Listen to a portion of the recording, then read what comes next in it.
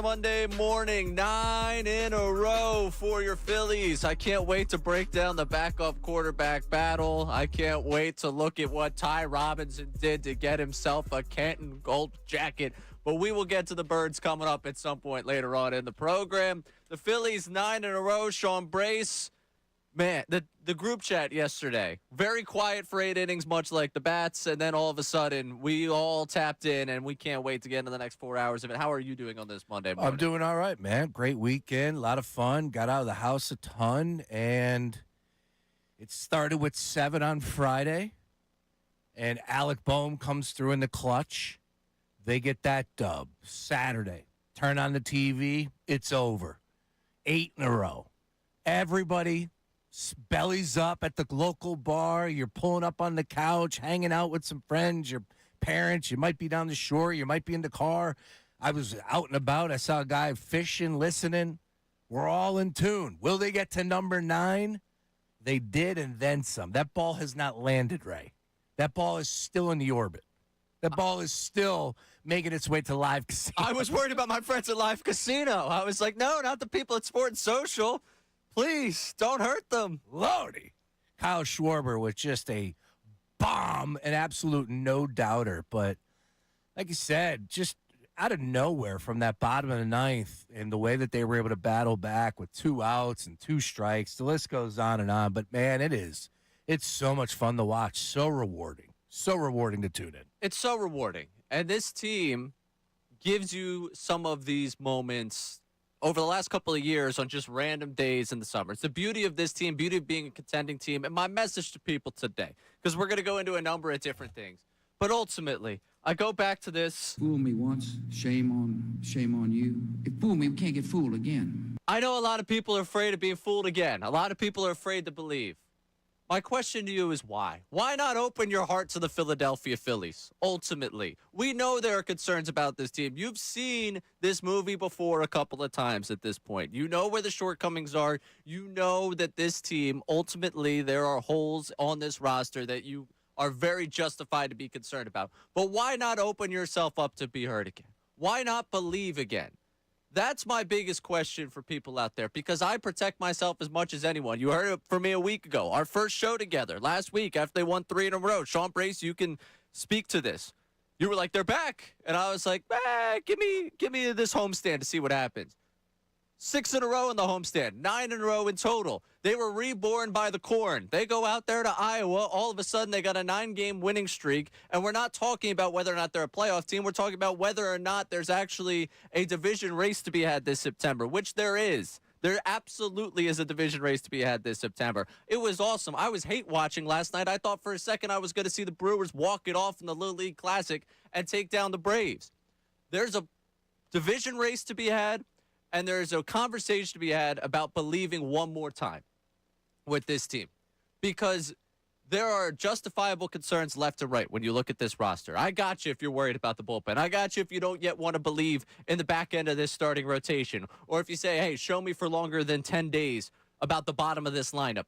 But if I told you they'd be one of the best teams in baseball in a month where Kyle Schwarber isn't in the top 5 of OPS of players on this team this month, you would tell me I was insane. You would ask what drugs I was on. You would ask me whether or not one of my nights at the bar had spilled over into the morning and we had just gotten here and it was, Ray's had a little bit too much today. Trey Turner has a 627 OPS this month. They're one of the best teams in baseball this month. They've won 9 games in a row. They've been able to win baseball games. When you look at the top 2 in this lineup, it's not that Schwarber hasn't delivered, but he hasn't been your best player, which I think everyone over the last couple of years, especially the last 2 seasons, this team goes as Kyle Schwarber goes. He's going fine. He had a tremendous walk-off yesterday. He hasn't been the headliner of this month. There have been so many different guys that have stepped up for this team. This lineup has lengthened in a way we haven't seen over the last couple of years, thanks to Luis Arraez. And thanks to the fact that this team has started to become a team that passes the baton. They've won with power. They've bashed their way past teams before, and we talked about it during the Dodgers series when we were filling in on Middays with Marks. That, hey, the blueprint is just bashing your way past teams. If you can't do that, you're in trouble. That's changed. They got a 370 OBP this month. They were 303 for the season entering August. That's their best on-base percentage for a month since July of 2007. They have found an off-speed pitch. Their fastball is always going to be bashing past people. That's always going to be the number one way. If we do the family feud like we did to start Friday, what's the number one way the Phillies win? Everyone wants to give you the top answer to starting pitching, but in terms of offense-wise, bashing their way past someone will always be up there on the board. This is a way to win that we haven't seen before, and they've shown you they have another way to beat teams. They are in this division race, and ultimately when you look at that Braves starting rotation, there's a really good case to be made that come the end of September, we're talking about them hosting a playoff series because they have the ability to take over the Braves. There's still 7 games left against that Braves team. And sure, we've hit the extreme of both sides, where the Phillies have gone through a stretch where they've played a little bit of weaker competition, and the Braves have dialed it up against some tough teams. And they'll continue to dial it up because they got the Dodgers this week, and the Phillies have the Mariners. But this team has gone from, well, yeah, they're a playoff team, to, oh, no. You could start to make the case for me that they are a team that is going to be there in the Final Four, and then it becomes anyone's game. Because that's the type of stretch you've watched. That's what this offense has shown you. And the back end of this rotation, Nola's started to pitch to a 4-starter, and Andrew Painter, I'm sweating just talking about it right now, about the way that he's looked over his last couple of starts, especially the most recent start coming for you on Saturday. The Phillies, even the most negative fan, I saw it today in the group chat. I'm not going to dime him out. A good buddy of mine sent the text of, are the Phillies back? He waits until they've won 9 in a row. That's fine if you have to wait that long. But if he's posing the question, you have to get back in and believe on this team. It's not wrong to begin to believe on the Phillies. Yes, they've hurt you before, but they've given you moments like Sunday time and time again over the last couple of summers because they are that level of team. We can make all the fun we want about them being a good club. They are a good club.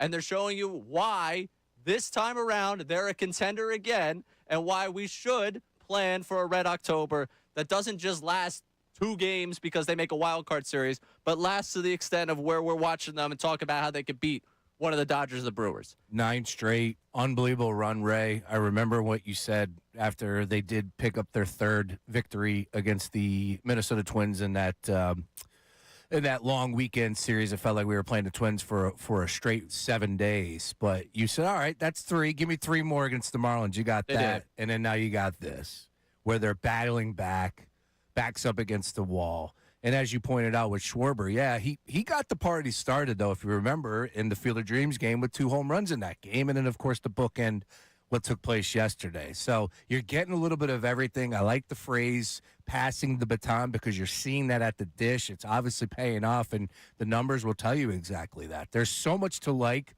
so far with this run. I really can't put my finger on the one thing that's the ultimate difference maker other than – shout out Dave Dombrowski, Luis Arraez.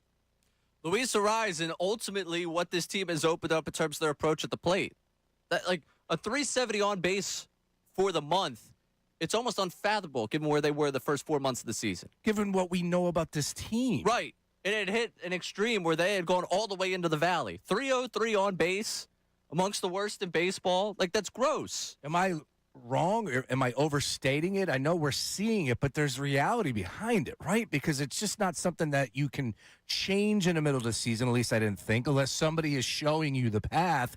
And I just feel like when you see guys like Luis Arraez and Bryce Harper digging in, looking at pitches, and Harper's been doing it all season, but there's just a different flow to those guys at bats, and I just feel like it's contagious. That's where I'm at right now. I feel like there's obviously something different this month. It's Luis Arraez, I know we could point to, but there's more. And I think it's a little bit of everybody saying, you know what, it's go time. We're inching closer. The division was out of our reach. Now that's back in the conversation. Are you up on the numbers right now? Do you want a number that's going to get – how about that? You ready? Yeah, absolutely. The Phillies to win the division. Remember, placed the wager last week. You were what, plus 500 plus almost? 500. Cut it in half. We're at plus 240 right now.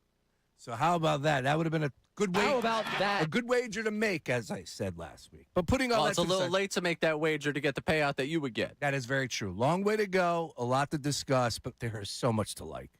There is so much to like. And I want to get in with the question. We're going to open up a number of different branches here, and I want to hear from Connor Thomas, Mr. Locked On Phillies, about the way that he enjoyed the weekend, because the victory shirt is back, Connor. The worse the shirt smells, the better the team plays. Oh, I don't want to go into that studio. It's going to stink in there for a little while, the way that they're playing right now.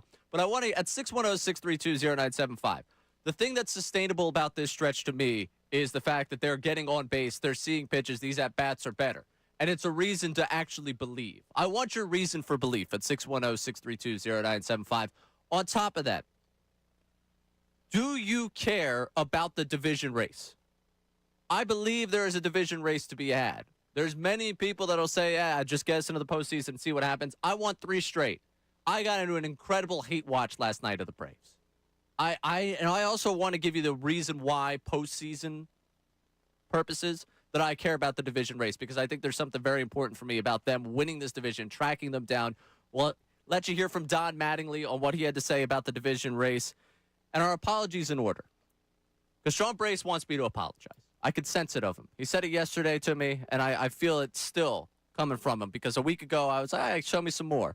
And there was someone I took aim at, and I think he wants me to apologize for it. Our apologies in order. It's 9 in a row. It's a little early for apologies, but we'll at least talk it through. I'm curious for you, though, at 610-632-0975, a 9-game winning streak. What is this woken up about you? Are you too afraid to believe? Don't be. Enjoy it. Live it. This baseball team's putting you through another fun summer. Or at least they're making us have fun now in the summer after a summer where it's been up and down for you. He's Sean Brace. I'm Ray Dunne. This is Brace and Dunne, 97.5.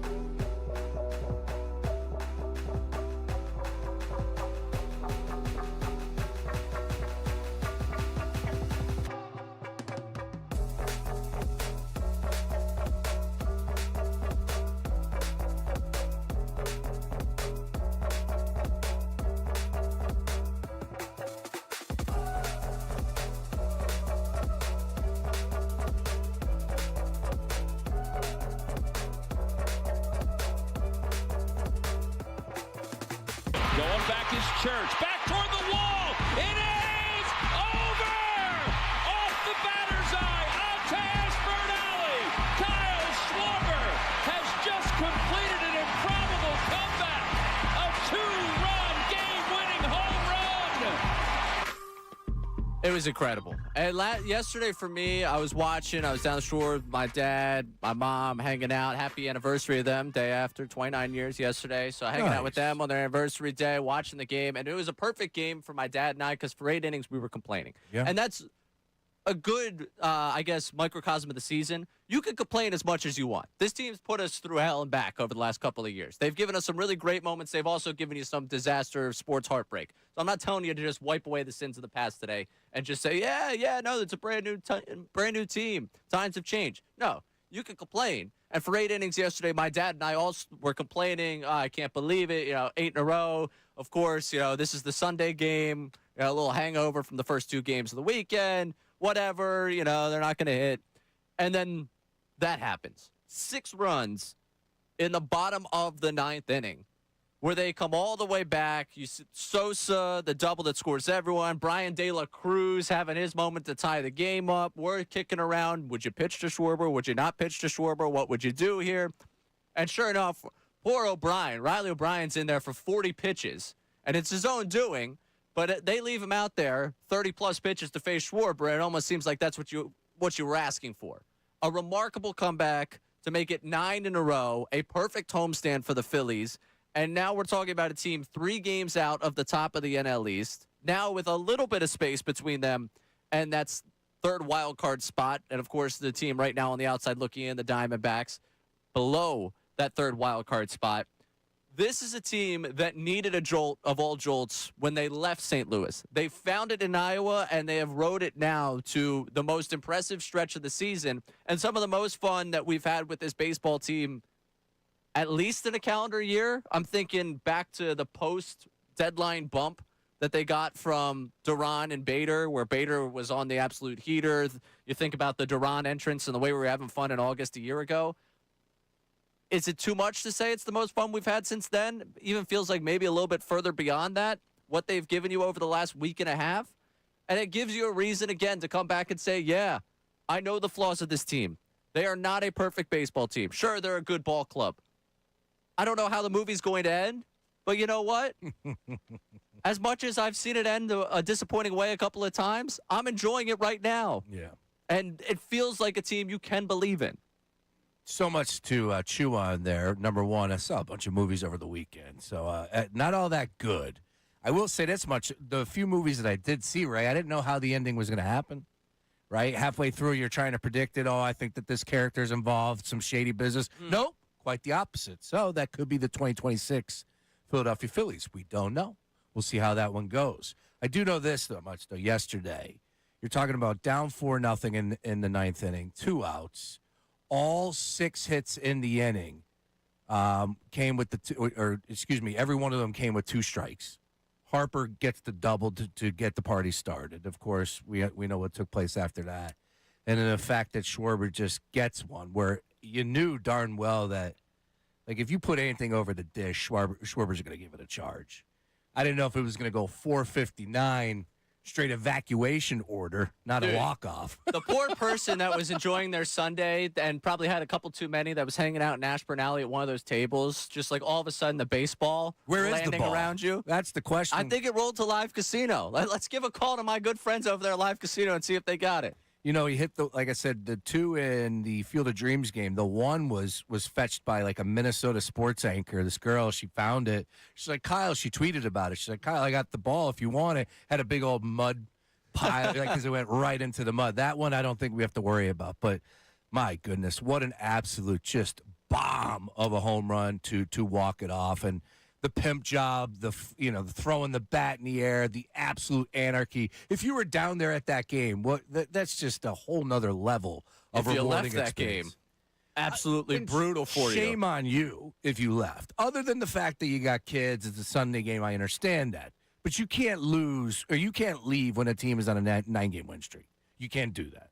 There's certain rules that we need to abide by, Ray. We can all be honest about it, though. I think even Don Mattingly after the game said, like, yeah, I wasn't really expecting that. Me too. I was sitting there like, all right, well, I've seen this game plenty of times from this team. They won the first 2 games of the series. It's Sunday. Everybody's kind of curled up, gone to bed. They're ready for the 6-hour flight across the country to Seattle. I just assumed that was what was going to happen. I wasn't there. I mean it. 9 They were down to their last strike with 2 outs, man. 8 in a row, you never know. This team's got the magic. This team's got the magic. Yeah, we need to keep it coming up if they get 10 tonight. You know? This team's got the magic, so I'm not here to deny that. I was sitting at the dinner table. I had the food in front of me. I had a nice little steak, rice, green beans, little assortment, right? Wife next to me. I got one eye on the TV, leaning over, like, all right, this inning's still going on. Okay, bases clearing a double. Like, down by one, let's go. That's what I began to believe. Absolutely. It was one of those, oh, man, they're really going to do this, aren't they? Like, I can't believe we're sitting here having this conversation. This team's hot. This team's hot. It's the hottest team in Major League Baseball. I want to ask, do we have a legitimate division race on our hands? The answer to that is yes. I guess the expectation for you is where it can go in the NL East. We'll get to that in a second. But Connor Thomas, How we doing? you pulled off the move of all moves yesterday. You were at a pool party like, hey, listen, we got to get the game on and make sure that everyone got the end of that game. From your perspective now, 9 in a row. We had been talking last week about pulling you back in and getting you back to believing. I would imagine this is a bit of a seesaw for you where you are now very much up on this team. I'm all the way back in. Yeah, okay. I don't care about the record against teams above 500. Here's the thing. You might say, oh, flip-flop, hypocritical. You were just saying about not beating the good teams and worrying about facing Atlanta heads up rather than catching them when they're playing tough teams. Screw that. You know how you get me out of that mindset? You do something magical. You do something incredible. 9 straight wins, and in the fashion they did it this weekend, covers the incredible quotient. 2 walk-offs, what they did. And Sean, I don't know if I believe you. You held the faith. You might be the only person who was sitting there saying, hey, this game isn't over. Don't confuse hold the faith. It wasn't like, they're going to win this game. Let me put my money where my mouth is. But it's the 9th inning of a team that's won 8 straight. I'm not going to pour dirt on them by no means. Oh, I had dirt on them. They were in the box. Dude, I was already in the nailing car. the coffin. I had already paid my respects. Harper was on second. Anything is possible. Anything's possible. Yeah. Look, All right, Kevin Garnett. I don't- understand anything's possible. They're down 4 runs in the 9th. I can't believe I'm alone at this table right here with this thought. Again, I'm watching from afar.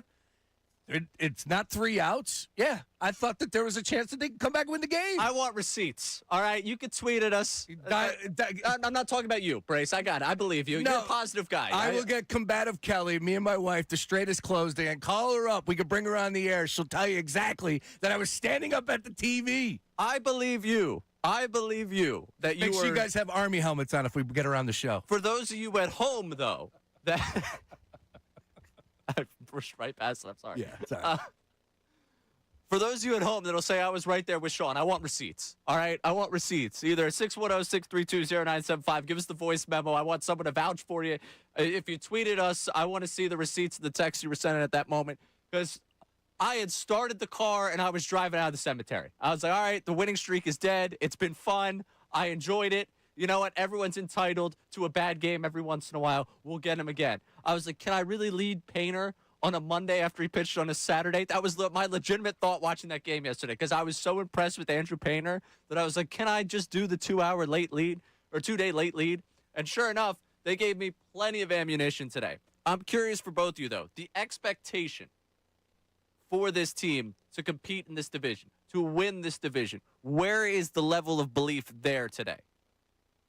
For me? Yeah. Oh, that is one that I put my money where my mouth is. I think this team's got a good shot of winning the division. You got plenty of games against the Braves, but we understand what we're up against because of what has taken place so far. 1-5 in 6 games against the Atlanta Braves. Now, that was a different season ago, a different lifetime ago.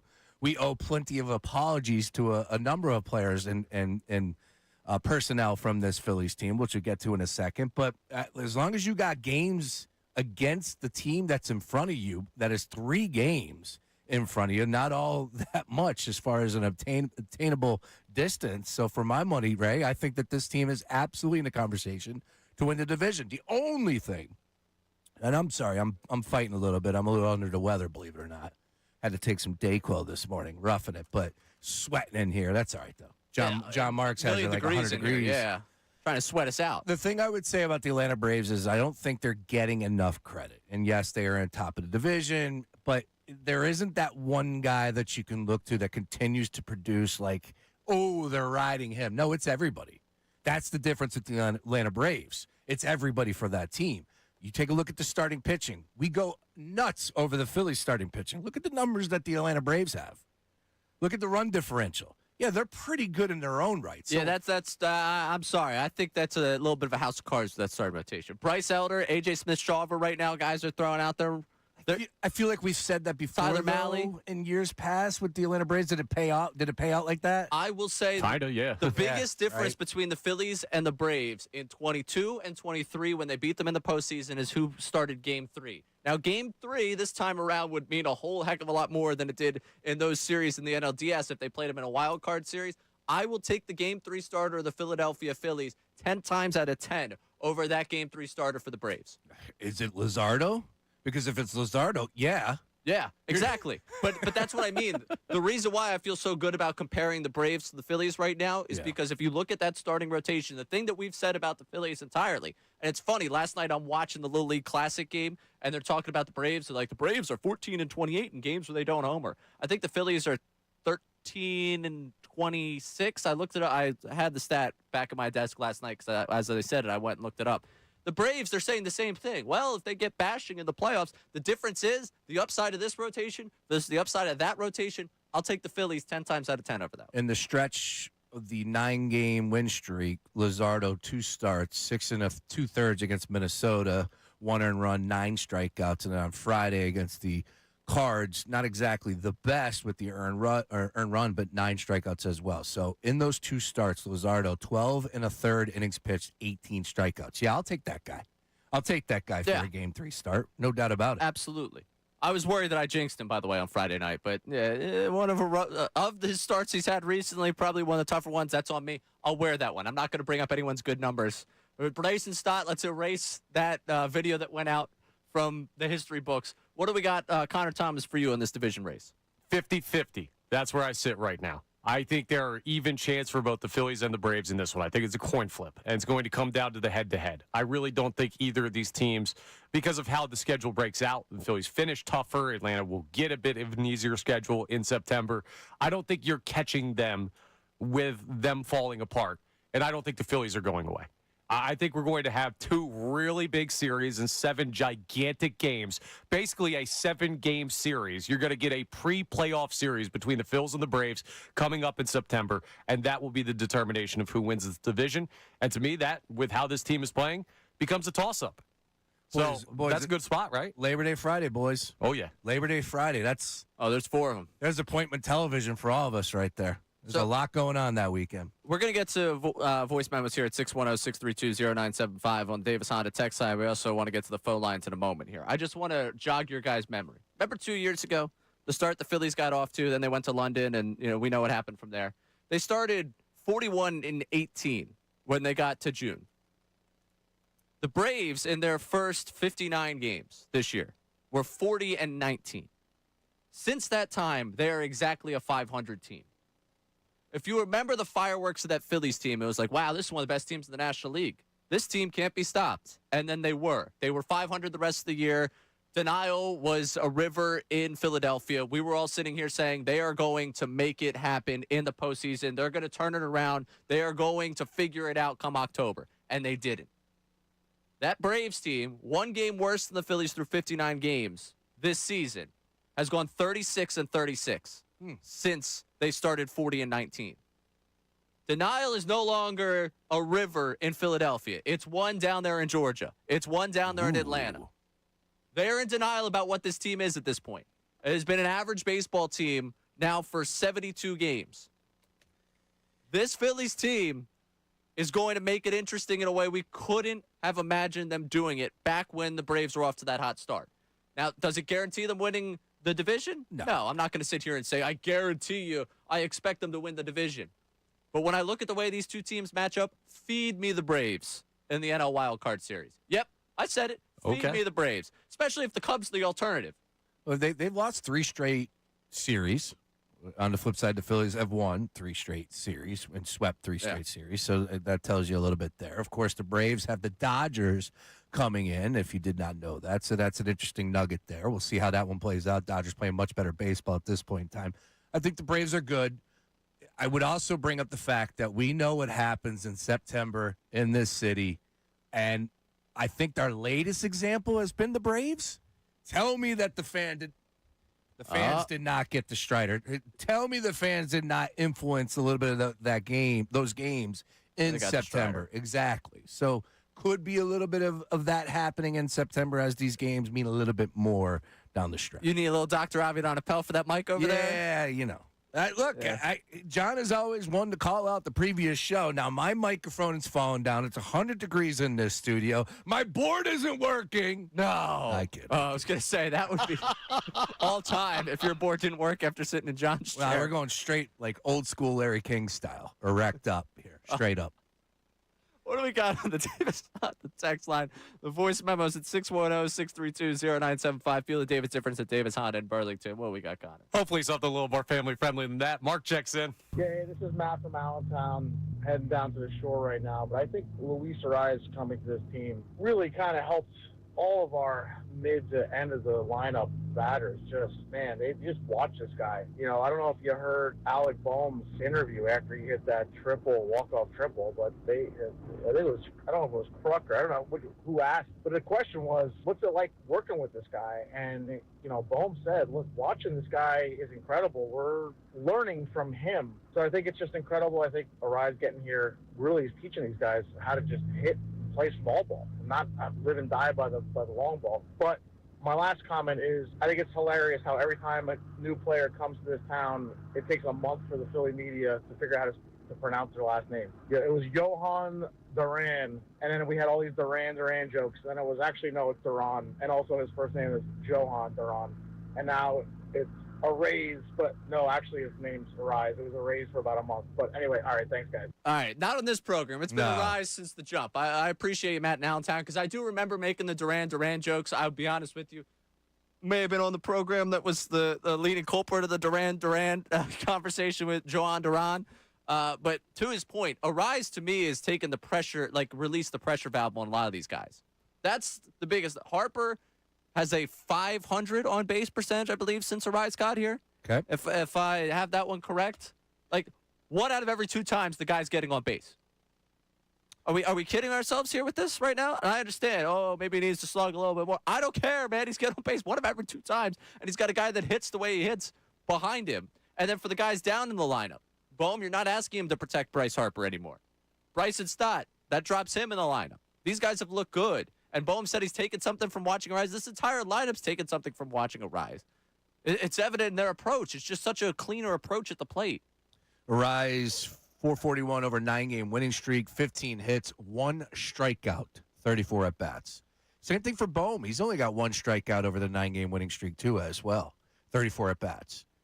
And that tells you a little something. And it's not as easy as put the ball in play and good things are going to happen, especially for Alec Boehm's perspective, because most of the time when he puts the ball in play, he rolls it over, which he made a joke about, which I kind of thought that was pretty funny when you could have a little fun at your own expense. Sure. Yeah. But you know darn well, we have talked about Alec Boehm relentlessly on this program. All right, go ahead, say it. I'm not going to apologize. I don't know if I owe Alec Boehm an apology. Do I? Yes, you definitely do. My goodness, Ray. You stepped on national TV. You stepped on television with the bright lights and the red light in front of you. Multiple cameras over at PHL 17 last Friday. Not last Friday, the Friday before. Right. And said that he should be benched. You absolutely owe Alec Boehm an apology, Ray Dunne. I don't owe anybody anything. Oh, come on. If I'm apologizing to anyone today, I'm apologizing to Andrew Painter. Painter. Yeah. Okay. I didn't think he could pull it back midseason. I just didn't. I didn't think I thought we were going to be talking about a lost season for him. It's not that I wrote the guy off and said he was done for his entire career, but I didn't think he was going to be a contributor to this team in the second half, which is why I was kicking and screaming for a starter, why I wanted to see them add to their rotation. Now, they go out and sign Nasty Nestor. That's a nice story, but Nasty Nestor could stay on down in single A, triple A, wherever they end up deciding for him, unless they want to use him as one of the 2 guys they bring up in September. Andrew Painter, to me, is the one guy I'll put my hand up and say, oh, man, my bad. Was not familiar with your ability to reinvent your game going down to AAA, which might lead to a bigger apology that I'm not making today either. But I'm not apologizing to Alec Boehm. And I don't think anybody owes, an apology or we're screaming from the mountaintops. It's a 9-game win streak. Oh, yeah. Just to let you know that if they do play or if they do continue their winning ways and take on the Atlanta Braves on Labor Day Friday, that would be 18 straight. Just if you're counting at home. Yeah, if you're just has happened before. Yeah. Playing along at home, just something to keep in the back of your mind. Since we're doing apologies, I will say straight up, I owe Don Mattingly an apology. Really? Yes. Yeah, I was out on Dunne. Hey, a lot like Vic was. How about that? Excuse me. I'm down on the Phillies. He's down on the Phillies? Yeah, I was down on Don Mattingly. I thought Donnie baseball would be a little bit different. He saw what was Topper's way, and, I just thought that from the player's perspective, there would have been a little bit more of working with guys. One of those deals where you don't know if there's more going on behind the scenes, but everything that I saw, I just didn't feel like was enough. All right? But here we are right now, and when you do a month that the Phillies just did and you're the manager, he deserves all the credit in the world. You're talking about a team that's first in OBP, first in walks since the month of August with 99, second in batting average at 283, second in runs scored at 122, 16th. This is the most wins by a major league franchise in the month of August, boys. How am I not going to apologize to the manager in charge? Yeah, I'll pass. Yeah, I'm not going to do that either. Yeah. Hey, Don Mattingly did speak after the game, and I'll say this. Wow. I'll apologize for this. Don Mattingly's become more intriguing as a personality in his pressers recently. So I apologize for saying that I fell asleep during his postgame pressers because I'm staying awake for You guys already have your Cora jerseys printed out. I understand. Oh, stop it. A lot like Kirchin, I'm with him from last Friday. I'll This read ain't you done, the DMs boys. I got over my take on Alex Cora. I don't have the Cora jersey printed This out. ain't done, boys. Win or bust, as Donnie said. And Donnie, before the game yesterday, was asked if the NL East race has his attention, which is important context for this quote. But it was funny to listen address a division race like this. It has caught my attention, and like I told you, I always watch. But then after you think about all that and talk about all that, it gets back to let's win a game today. We control this. We need to win every day. I think we have to play like that. And if that puts Atlanta in our crosshairs, good, right? Good, right? Yeah, if we're in their crosshairs, that makes sense. Good, right? But I saw the quote on social media. It was just, it has caught my attention of Don Mattingly addressing the NL East race. Don, really? Yeah. The NL East race has caught your attention? Me too. I'm glad the manager has his eyes on the division race. Again, when you listen to it, it's not nearly as egregious. But when I saw it, I was like, did somebody wake Don up and show him the standings? He's become unintentionally funny to me. This is a guy that missed Nestor Cortez's start against him. Like he was in the dugout. I've never seen the guy pitch. Yeah. My man, you were the hitting coordinator for the Blue Jays against him. This Nestor Cortez guy's pretty good, I hear. You think Billy Bean goes down to the weight room, doesn't watch the game? Hey, man, Moneyball has been on a ton lately. I can't stop. Every time I have to stop and watch it. I'll watch it almost every time. Why? Right. Why is that? It's because Brad Pitt's good looking? No, it's because Jonah Hill is the genius. That's why. It's every time I stop on Moneyball. And a lot of people hate that movie. Oh, I know. Ruined baseball. Yeah, those people are wrong. That's a great baseball movie. It's a great It gets baseball the story wrong, but it's still a good movie. It's part is Brad Pitt. He's a good-looking cat. No, it's Jonah Hill being a savant. That's what it is. It's Jonah Hill reinventing baseball. That's what does it for me. Coming up, we got Glenn and Michelle hanging. We want to talk to them at 610-632-0975. And we want you to hear this. The Cardinals radio broadcast reacting to an improbable failure by their baseball team to secure a victory. That Cardinals team, by the way, fighting for a wild card spot. They came into the series above 500 with hopes that they would come to Philadelphia, take another 2 or 3 at least, and get themselves firmly in that wild card race. They did not. The radio broadcast of the final moments of that game, the Kyle Schwarber walk-off home run, we'll play it for you coming up next right here on Brace It Done.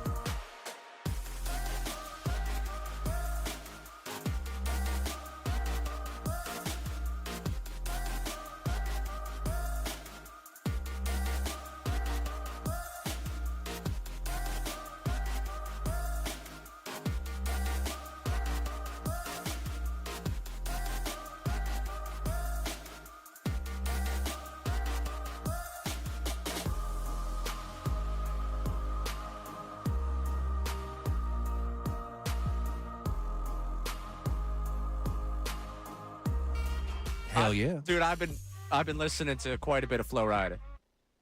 Club Can't Handle Me on the way down the shore after the win Friday night after walk-off by Bohm. We didn't even mention the walk-off on Friday night for Bohm. Oh, I did. I didn't. Start the show.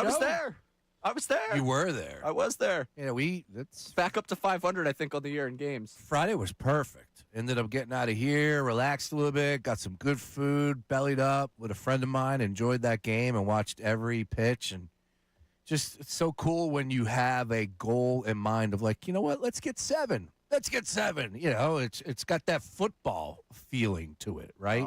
Not the chill in the air. I but, saw Kenny Chesney tweeting, man. Yeah, man. It's here. Look, we have live action this weekend, boys and girls. College football kicks off this week. Oh, we're gonna break it down. Oh, we're gonna have your boy on this week, right? Yeah, it's gonna be a good time. Yogi Roth's gonna join us. We'll All talk right. some college ball. Sounds good. Before we get to the phones here, because I know we've made Glenn and Michelle wait a little bit, I just want to feed me the Cardinal sadness. I hate the Cardinals, by the way. Like, we got Braves, Mets. The Nationals and the Marlins don't really bother me all that much. Like, it's like, all right, that's like annoying little brother stuff. The Cardinals I despise for 2011, and maybe if I was more mature at that time in my life, I would have realized that it's more on the Phillies for blowing that series than it is on the Cardinals for winning that series. But I despise the Cardinals for ending that run. I hate them. Everything about them. Pujols, you want to talk about that renaissance he was in 2022, I think they stopped checking that guy for some roids. I'll forever believe that. Oh, all of a sudden he's just good again at the end of his career. Give me a break. Yep. With that crap. I hate them. So to beat them 3 times in Philadelphia, smoke them 1 game, walk them off the other 2, just feed me the disappointment of the end of that series. What did it sound like on Cardinals radio? Here it is. A swing and a high fly ball, center field. That's hit deep, back at the wall. Church, it's gone. Schwarber wins the game with a 2-run homer. The Phillies came all the way back down to their last strike. And Schwarber hits his 39th home run of the year over the fence into the greenery in center field. And the Phillies sweep the Cardinals 6-4. We'll be right back. The "we'll be right back" at the end is classic. Yep. Oh, I don't even think Schwarber's touching the plate at that point. With the bell going off at the right time. Oh, That was man. perfect. We'll be right back. Oh, we'll be right back. I want to bring this up real quick because I read a great article on the Inquirer by Matt Breen, your boy. That's right. And We're gonna have a Breen Day soon on the program. it was about a local documentary. I'll just leave, it will remain nameless. But at the end, the documentary director had a take on the Philadelphia sports fan and how crazy we are. But and he had this line, Ray, and I bring it up because exactly what you just said. He said it was one of the wackiest events in the history of media, can never happen again, but to ignore that ever happened would be silly. I just watched a baseball game the other day in St. Louis, which is supposed to be a baseball city. We call it baseball heaven. There was nobody there. Literally, there was nobody at those games. Nobody voted J.J. Weatherholt for the All-Star game. It's second base in the National League. It's like the easiest position to get someone there. And they had a guy who was having an all-time first half for a rookie, and those baseball heaven fans did nothing for him. Bryson Stott was batting like 220 at that point, and he was the runner-up. Exactly. They had a rookie that was off to a tremendous start, and all those so-called passionate fans couldn't even get him into the top 5. He was polling like 9th. They're frauds. That's why their football team's in L.A. It's true. All right. Screw St. Louis. Hell with them, the stupid arch. It's not even in the middle of the country. All right, let's move on. Let's go to the phones. 610-632-0975, Glenn in Wallingford. Glenn, you're on 97.5 The Fanatic. Hey, good morning, boys. And you know what? Listen, I have a secret hate for the Cards, too. And I guess it's not too much of a secret, but when you think about teams that Philadelphia fans hate, I hate the Cards. It goes back to the J.D. Drew, right? When he didn't want to sign and he ends up going to St. Louis. It goes back to Scott Rowland as well. Baseball. This is baseball heaven. So, yeah, I was at the game where the Phillies lost 1-0. Or was it 1-0? I can't remember. Yep. So I was at the game and just yeah. So I hate the Cards. I'm with you, Ray, there. But I do have to have a self-report a violation on yesterday's game because Oh, no. When it got to 2 outs, I'm at home watching the game and I switched over to the BMW. to watch the end of that, and then all of a sudden I see on my phone it was 4-4. I'm like, what the? Yep. So I did get over to see the home run, but Come on, Glenn. Yeah, I know. It was. Hey, listen. At least I got back. I was flipping back and forth, but listen. My man, dad had the remote in hand. I'll admit it. We were close. Yeah. The remote was in hand. We were thinking about what was next on the television. Glenn, why do you believe? What reason do you have for belief after watching this 9-game winning streak? Well, listen. For me, I'm always kind of like a half glass full guy. Like for me, it's all about enjoying the season. Listen, there's going to be ups and downs. I try not to let the downs get me too down, right? So I enjoy this. I'm kind of like opposite. I think most of our fans, right? So for me, it's been easy to deal with. But this is why I believe, because I think the guy on the call, Matt from the Poconos, mentioned, hey, listen, the way that they've changed their approach midseason, and Sean, you said the same thing. It's hard to do midseason, but you've seen their strikeout ratio go the other way. They're not striking out nearly as much, and their on base is increasing. Everyone else is taking a different approach. Right? The at-bats are just so much better, Glenn. Yep. They just look so Absolutely. much better at the plate right now. That's the biggest thing.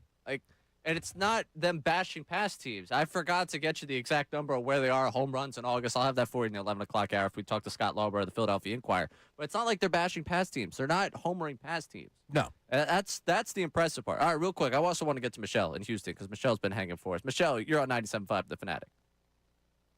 Hi, how are you guys this morning? Good. How are you?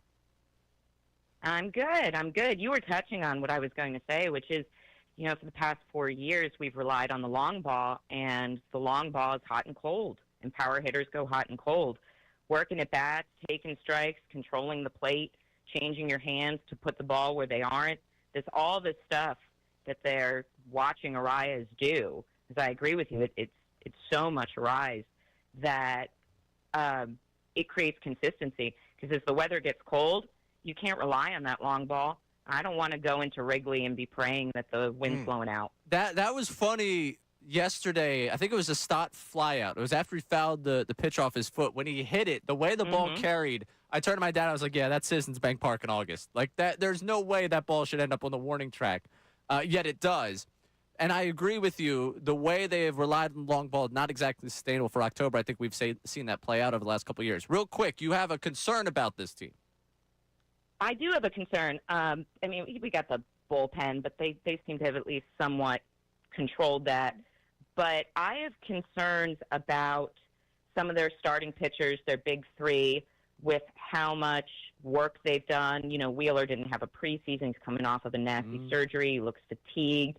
Luzardo looks a little fatigued. Luzardo I'm concerned about him going back to tipping his pitches a little bit. Ooh. So, which Painter is also doing. By the way, Painter's tipping his pitches. But they have to have this concern, maybe stretch it out. I don't know if they can use Cortez, sacrifice every 6 games or whatever to get a little bit of extra rest in there. But we'll see, because I agree. I think the division's up for grabs.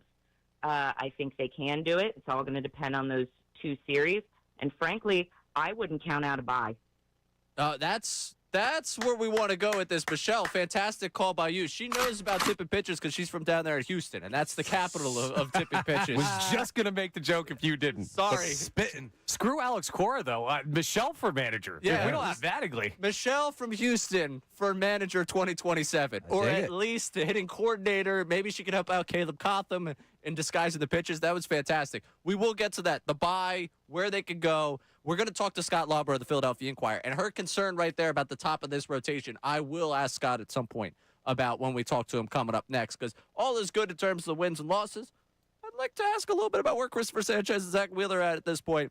He's Sean Brace, I'm Ray Dunn. Coming up next, Scott Lauber of the Philadelphia Inquirer. What does he make of the 9-game winning streak? We'll continue on. Jump on in with us at 610-632-0975. Your reason for belief following this 9-game winning streak. This is Brace and Dunn on 97.5 The Fanatic.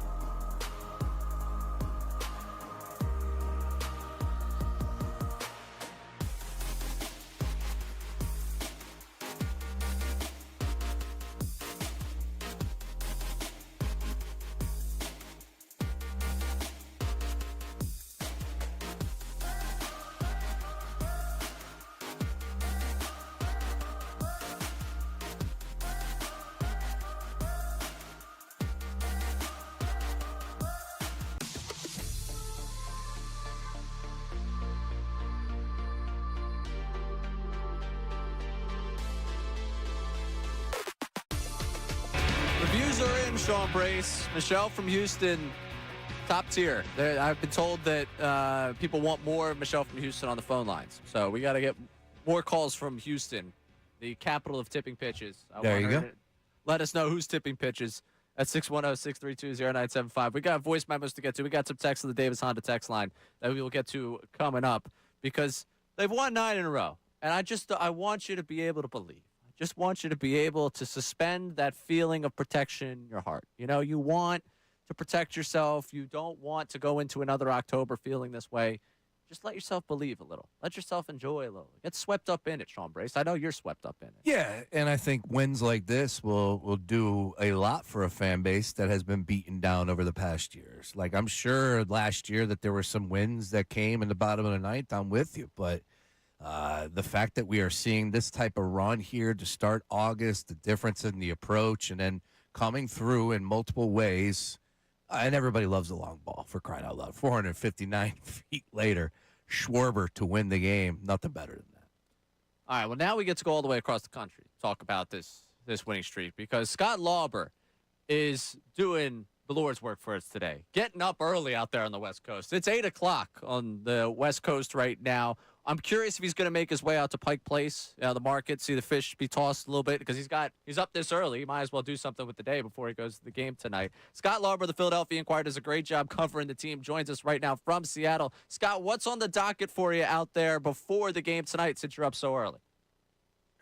Maybe a nap since I'm up so early. But no, I love Seattle. Seattle's a cool city.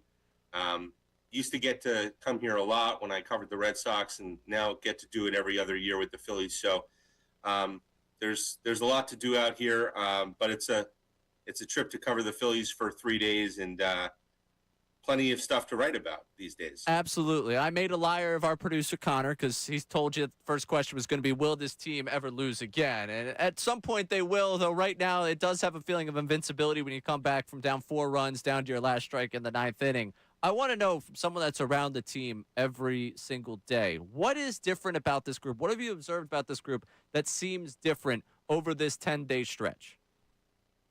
It's a good question. I just think that there's kind of, this all started in Iowa. And, there was a lot of talk about, that Field of Dreams game was kind of coming at a bad time because they had a difficult series in St. Louis. And, I'm not going to tell you that I saw like a 9-game winning streak coming or anything like that, but I kind of felt the other way. I thought that Iowa came in a good time for them because they literally flew in and flew out. They spent 10 hours on the ground in Iowa. And I thought if there was ever a good time to kind of disrupt your routine, it was in the middle of a stretch like that. And then I got there and saw them in Iowa and saw them before the show started, all the stuff you saw on Netflix, and they got to go out on the movie set. And I just thought just like observing, I thought, there's a little bit of a different vibe around them. Like I said, it was a departure from their usual routine. And I thought it allowed them to maybe kind of take a breath for a day. They got asked a lot of questions about Iowa and Field of Dreams and not how they were playing. And then they went on to Minnesota and, got to talk to a lot of guys during that weekend in Minnesota. And I just thought from an offensive standpoint, that there was a difference, in their approach. They talked a lot about a hitters meeting that they had in the last week of July. And kind of the message in that meeting wasn't so much like, hey, we're last in the league and on base, we have to figure this out. It was, how do we do it? And there's not one answer to fit the whole group, and everyone's got to stick to their plan and do their thing. And it kind of unlocked a little bit of something that we had started seeing. And I just think that it's sort of built upon itself. I don't think that there's like a meaningful difference in the group. You got to remember, this is a veteran team. They've been together for a long time. They've been through a lot of stuff together. They went through a World Series together. They've been through runs that didn't go as far as they wanted. They've dealt with a lot of stuff. And so I think that there's just kind of like this riding of the wave, and they're riding it right now. Yeah, Scott, that's what one of my questions would be is, of course, we got the numbers in front of us and what they've been able to do in the month of August, now 16 out of 21. They're tops in major leagues in walks over that period. OBP, second in average. There's so much to like, but I'm just curious as far as, is this sustainable? Is this something that we are going to see continue as far as the approach at the dish? And I know it's anybody's guess, but it's working. So I guess I want to come back to the fact that at what point in time of this part of the season where playoffs is right around the corner, you know what you're playing for, is that what the big green light now is? Is that the reason why the light bulb is going off for this team, the timing of the calendar year? So Kyle Schwarber was telling me that one of the people who spoke up in this meeting, and what made the meeting different was that a lot of guys spoke up in the meeting, and they had these hitters meetings before every series where they go over like the scouting report for who they're about to face and all of that. This was different. This was like kind of a group get together, and it was like, hey, look, we're last in the league in on base. We've been last in the league in on base now for a few months. This isn't good. It's got to change. But it wasn't like dwelling on the negative. It was like, okay, Alec Boehm, you're good at this. Schwarber, you're good at this. Like, how can we collectively get better as individuals to make the group better? And JT Realmuto said, stay aggressive to your plan. And what that meant was, hey, look, just to pick a name, a guy like Trey Turner is probably going to chase more pitches out of the zone than a guy like Alec Boehm. And that's never going to change. Like, you can tell Trey Turner, or you could tell, even Bryce Harper, who's been way better at it. But throughout his career, there's some swinging at pitches out of the zone there, and you could tell those guys till you're blue in the face, like swing at strikes, and just the kind of hitters they are, they're going to swing at a higher rate of non-strikes than other guys. So they focused on their walk rate, and they focused on other things that each individual can do to get better. And you ask if it's sustainable. I don't know. I mean, look, but I do know this. It's been 3 weeks now. It's not just the 9 games. Yep. This started at the end of July. It started in that Orioles series in Baltimore. This started before Luis Arraez, and Luis Arraez has had an impact on this because he's a different kind of hitter than everybody else. And I do think that there's some looking at him and going, oh my goodness, like, look at how much contact this guy makes. And it does feed on, I think some of that does leak into the next guy and the next guy and the next guy. So there is a little bit of that, but it started before him. It's been going on long enough now that I think, I'm sort of starting to think that maybe it is a little bit sustainable, but we'll see. I mean, you're right. They're going to lose a game, and they're going to lose a few, and it might get a little hairy between now and the end of the season. But, they've put themselves in good position. 2 weeks ago, I was writing it's a 3-team race for 2 wild card spots. And that felt like it was going to go down to the wire. And now you're like, they might catch the Braves. So, they've definitely changed the narrative a little bit and put themselves in a better position here down the stretch. We're talking to Scott Lauber of the Philadelphia Inquirer, and you said it right there. They might catch the Braves. Do you believe this team can catch the Braves, knowing the hole they had to climb themselves out of? Sure. I mean, they play them. They play him a bunch now, once in Philly and once in Atlanta in the next couple of weeks. So, we'll have a way better, way clearer picture after those series. In fact, after maybe the first one, we'll have an even clearer picture. But, yeah, I mean, sure they can catch them. And it is hard to believe. It's also hard to believe they haven't played the Braves since the end of April. It feels like forever that they've seen them. And I know that's what happens now that you play your division a little bit less, but that's a long time to go without playing a team in your division. So, sure, I think it's possible. And I'm not sure I would have thought that even a couple of weeks ago, that they could have caught them. It felt like a 9-game lead for Atlanta was pretty safe, and the wild card was the way to go. Kind of reminds me of the old days when, in 2007, when it was my second year covering the Phillies, and I remember guys very clearly talking about, even after they swept the Mets late, and it was like, all right, that was fun, but let's be realistic here. We're playing for the wild card. And I think most of them would have said 2.5 weeks ago, sure, we haven't given up on the Braves, on catching the Braves, but we're playing to get in the playoffs. We're playing for the wild card. And now here they are with a chance to do it, and a chance to do it if they play well against the Braves, head to head. Last one for you, and it's the reason why I feel pretty passionate about their ability to catch the Braves. The back end of this rotation figuring it out. We've seen it from Nola since the beginning of July. He's looked much better, and Andrew Painter looked as good as he has in the majors on Saturday. What has clicked in for Andrew Painter? Is it just this type of timeline following Tommy John? Is it something they've done with him? What do you think is working right now for Andrew Painter that allowed him to have the start he did on Saturday? So I covered the start in Minnesota where he had the rough first inning and then really settled in. And you could kind of tell even in that start, like it wasn't, no one came out afterwards and said, boy, that was great, because he put them in a hole early in that game and they had to dig out of it in Minnesota in order to win. But, there was something a little bit different. So I guess from a pitching standpoint, the fastball command has been a lot better and everything runs off of that. He's talked about the different grip he's using on his changeup, which has allowed him to command that pitch better, and that helps to set up the fastball more. I also just think that there's like a confidence factor here, like the way he carries himself. You see it on the mound. He gets in trouble in that first inning in Minnesota, and he doesn't look defeated. He doesn't look like the rest of the day is going to be, just as bad. It's like, okay, that happened.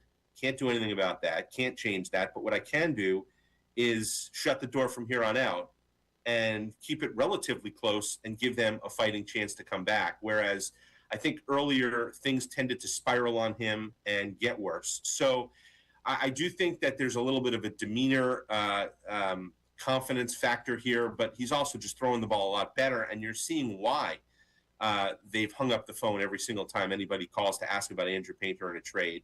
You've seen why, David Dombrowski, I think, looks at Andrew Painter and sees Justin Verlander 2.0. You've seen flashes of that. Now, is he going to turn into that? Who knows? But, I mean, he certainly looks more like a major league pitcher at the back of the rotation.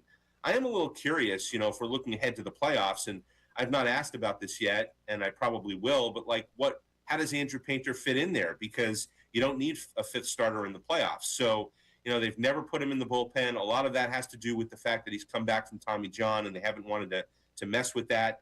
But could he become a factor later in a game? Because if you're listing your 13 best Phillies pitchers, he's on that list. I don't know where he is on that list. You've obviously got the four starters ahead of him. You've got Joan Duran. They could use somebody in the seventh or eighth inning. They could use somebody to help sturdy that bridge to Duran. So you wonder, could he pitch himself into kind of a bullpen weapon in a short burst? We'll see. For now, he's got to continue to do this because they need him every fifth day if they're going to catch the Braves. Scott, it was a fire I wanted to start trying to light a little bit. I appreciate you giving me a little gasoline for that conversation. And we appreciate you taking the time for being out there in Seattle, getting up early for us. Enjoy that nap, and we'll be following your coverage at Philadelphia Inquirer. Thanks so much, Scott. You bet. Hopefully I'll have an answer for you the next time we talk about that fire. I love it. I appreciate it. Go get that answer for us and get some rest. Scott Lauber of the Philadelphia Inquirer making some time for us here this morning. And that was something I wanted to get into a little bit, Right now, if you feel like Nola's 4, and you should because of the way he's pitched, and I think those top 3, we know they're solidified. Andrew Painter, if the stuff is there, and there was a lot of stuff conversation on your timeline Saturday night. Hitting the velo. Yeah, the velo, also just a little bit of vertical break on the, we got a lot of fastball conversation going on with him. He can control it now. Woohoo! Verlander 2.0 is something new. Yeah. I didn't hear that one. Garrett Cole was the one I remember that Jason Stark used to say pretty much every week. You can see it. If you squint, you can see it. Hey, listen, if you can squint right now, I can see the parade the way I'm going right now. Stop. I do want to bring this up. I'm loving it, man. It's 9 in a row. Let me live. Hey, you know what? And I'm right there with you, Ray. It's a West Coast trip. I don't want to hear that it's tough. Go and get 10. And you got an opportunity to do so against an opponent that just gave up 19 runs yesterday. They lost to the Cubs 19-2. Also, previous Tuesday, 6 days ago, they gave up 22 runs. This team can give up runs in bunches. So hopefully the Phillies bats make a nice trip out west to the Mariners and the boys. I'm sure that plane ride was pretty fun. It was the same pitcher who started both of those games, by the way. Poor Bryce Miller, man. Yep. Tough going for the kid. Well, that's going to help that's going to hurt your run differential just a little bit. I was going to say, this might be the worst run differential for a 3-3 stretch for a baseball team of all time. They went 3-3 against the Brewers and the Cubs, and they ended up with I'm trying to do quick math for you, negative like 40 run differential in those games. Not great. Not great. They won. Their biggest margin of victory was 2. Their biggest margin of defeat was 22. Yikes. Got Wheeler on the mound tonight. Logan Gilbert for the Mariners, minus 108. I'm seeing on DraftKings Sportsbook, boys. Phillies currently favored. Low total coming in here at 6.5. Low total. Maybe a little bit of a snoozer for some at 9:40 first pitch. I've upset people. I made the parade joke. Now people are upset in the YouTube chat with me. Well, yeah. Why? See what's the deal? Believe a little bit. Live a little bit. I'm trying to live a little bit. All right, let's see how the people are living on the Davis Honda text line. We got voice memos at 610-632-0975. What do we got? Hey, guys, it's Michigan Elliott. So it was yesterday morning. My wife was like, I think we need to start really watching the Phillies. I'm starting to believe. I said, yeah. So we're putting a baby crib together, and it starts going off. There I am, standing at the TV, screwdriver in one hand, beer in the other hand. That crib is still unassembled. I want to be clear. The screwdriver we're talking about building a crib. We're talking about the actual tool. We're not saying he got the vodka and orange juice in one hand and the beer going in the other. You'll need an Allen wrench. You'll need a little of this, a little of that, a drill. Yeah, it's always fun putting those things together. Yeah. I would have no experience on that, but I'm sure it's difficult to put as together. Long as it's not IKEA, I help. If it's IKEA, you're anti-IKEA. I tap out. Why? I tap out on IKEA because there's 1,000,001 parts. Yeah, but they get a bad rep. They send you the instructions just like anything else. It's not that hard. That's the problem. You don't listen to the instructions. You guys have bought you've bought like a bar stool and a desk, okay? So and a bed. Take it easy. One, I've bought a heck of a lot more that is a little bit more of an elaborate construction than what you guys are making it out to be. I've done the dresser. I've done the bed. That's about it. With IKEA. I'm curious for you, though, because this was a debate I had last year when I moved in. I had friends help me move, which was very nice of them. They volunteered. It was very kind of them. Sure. There was my married friends. The couple helped me move, and instead of having them go back and forth between the 2 apartments with us, I just was like, hey, could you guys put together the bed? Because the bed was the one thing, the one thing I needed to be put together, and it would save them from having to do the trips back and forth. Also, less car room for everyone. Nice. Would you rather be on bed construction duty, or moving duty? I think you got some really nice friends. Yeah, I agree. Yeah. That was a big ask on my part for it. Yeah, I don't know if I'm putting together a bed for you. Right. But is that better or worse than carrying the stuff from one apartment to the other? There was context matters. 3 floors for you to go up. Yeah, context matters. I think I would probably sign off on that. But you want to be the guy carrying stuff back and forth. All right, give me in shot. Bed duty easily. That's what I thought. Give me a beer. Let me just sit in a chair and put some pieces together. You can make me do manual labor. I'm telling you, that IKEA. That. Air conditioned. All right, we got another voice memo on the Phils. Yeah, not everyone's believing in the Phils today. This is a little bit of a cold water type of voice memo. Mullica Hill Plumber here. No way. Win in the playoff. Get to the World Series and come back and talk to me. I don't believe in nothing. Wait. I can't talk to you until they win the World Series? Apparently. The night they win, if they were to win the pennant, let's all, you know what? Screw it. They win a playoff series where we are celebrating the clinching game the next day. I'm supposed to come on in here and be like, it's not the World Series. Sorry, I'm not going to celebrate today. I can't come back and talk to you. What are we doing? What voice was that? I don't know. That was the voice of that guy. That'll be in the last week report. Mullica Hill Write Plumber. it down. You got 31 games left. You got a lot of action for you to say, just wake me up in October. I do not subscribe to that theory. I would be okay if you say, hey, man, I'm loving what I'm seeing right now. I still think that the Brewers have a better team. I still think the Cubs are a little bit better. Give me a reason why you think some other teams are better, because that's what it comes down to. It's the competition come playoff time. I can understand that. But right here, right now, this is the hottest team in Major League Baseball. 16 wins over the month of August. You're not going to be able to just stiff arm that and then keep it moving because of years past. There's no reason to do that. This team is winning. Your numbers are there. The approach is there. You're hearing a little bit of a difference as far as the tone is concerned in the clubhouse. And it always comes back to the strength, boys. always comes back to that starting pitching. Now, you need a little bit of everything. You can't just have great pitching come October. You can't just have great hitting. You need a little of everything. But I would rather have some really good pitching to build off of, and I think the Phillies have exactly that. I'm sorry because I got distracted here by the afternoon guy. What's the guy? Tight shirts. What's his first name again? Ricky. Ricky. No. Not the All-Star 96. I know Ricky's name. Oh, Bill then. Yeah, that guy. Texted me saying, "Oh, you come after me for my father-in-law putting stuff together for me, and you got friends putting together your bed." Buddy, you couldn't turn on a light switch without your father-in-law. Shut the hell up, all right? I'm glad you got the paparazzi out to your house to take a picture of you cleaning the gutters. Like, you finally did something around your house, and you're having your wife take a picture of it. Like, I'm so proud of myself. It's like baby's first steps, except it's Bill's first chore. Ooh. Leave me alone. All right, Colarulo, I'm trying to host a show over here. Great. Coming up. We're talking about the football guy. We'll get into the football coming up next. We also got this is the first time, I think, on this program, we've got Dr. Matt Elf on the line waiting to talk to us. I don't think we've spoken to him yet, right? I think we got, I don't believe so, for the no. first time, What? Greg in Bethlehem, Dr. Matt Elf checking in with the program. I can't wait to talk to him. But you've got preseason football. What's it good for? Yes. I got 3 reasons that it's actually good for something. It's good for something. That's The right. Eagles lost a preseason game over the weekend. They're 0-2. I didn't see any pitchforks. Nobody freaked out. Nobody's lost their mind. Your 3 things the preseason game's good for, and maybe the most irrelevant quarterback battle of our lifetime, according to some. We hope. We hope. He's Sean Brace. I'm Ray Dunn. Brace and Dunn, 97.5 The Fanatic. Now on 97.5 The Fanatic Sports Update. The Phils make it 9 straight. I'm Connor Thomas, and this update is brought to you by the Macomb Group. Go ahead and visit them at macombgroup.com. The Macomb Group supports contractors with one of the largest PVF inventories, from pipe, valve, and fittings to trusted brands. Count on the Macomb Group to help you stay on schedule. Visit macombgroup.com today. The Phillies made it 9 straight wins yesterday. Ridiculous walk-off fashion for this one. They scored all 6 of their runs in the 6-4 victory over the Cardinals with 2 outs in the 9th inning, including Kyle Schwarber's walk-off homer. He talked about it after the game. I was ecstatic, obviously, right? It's just emotion.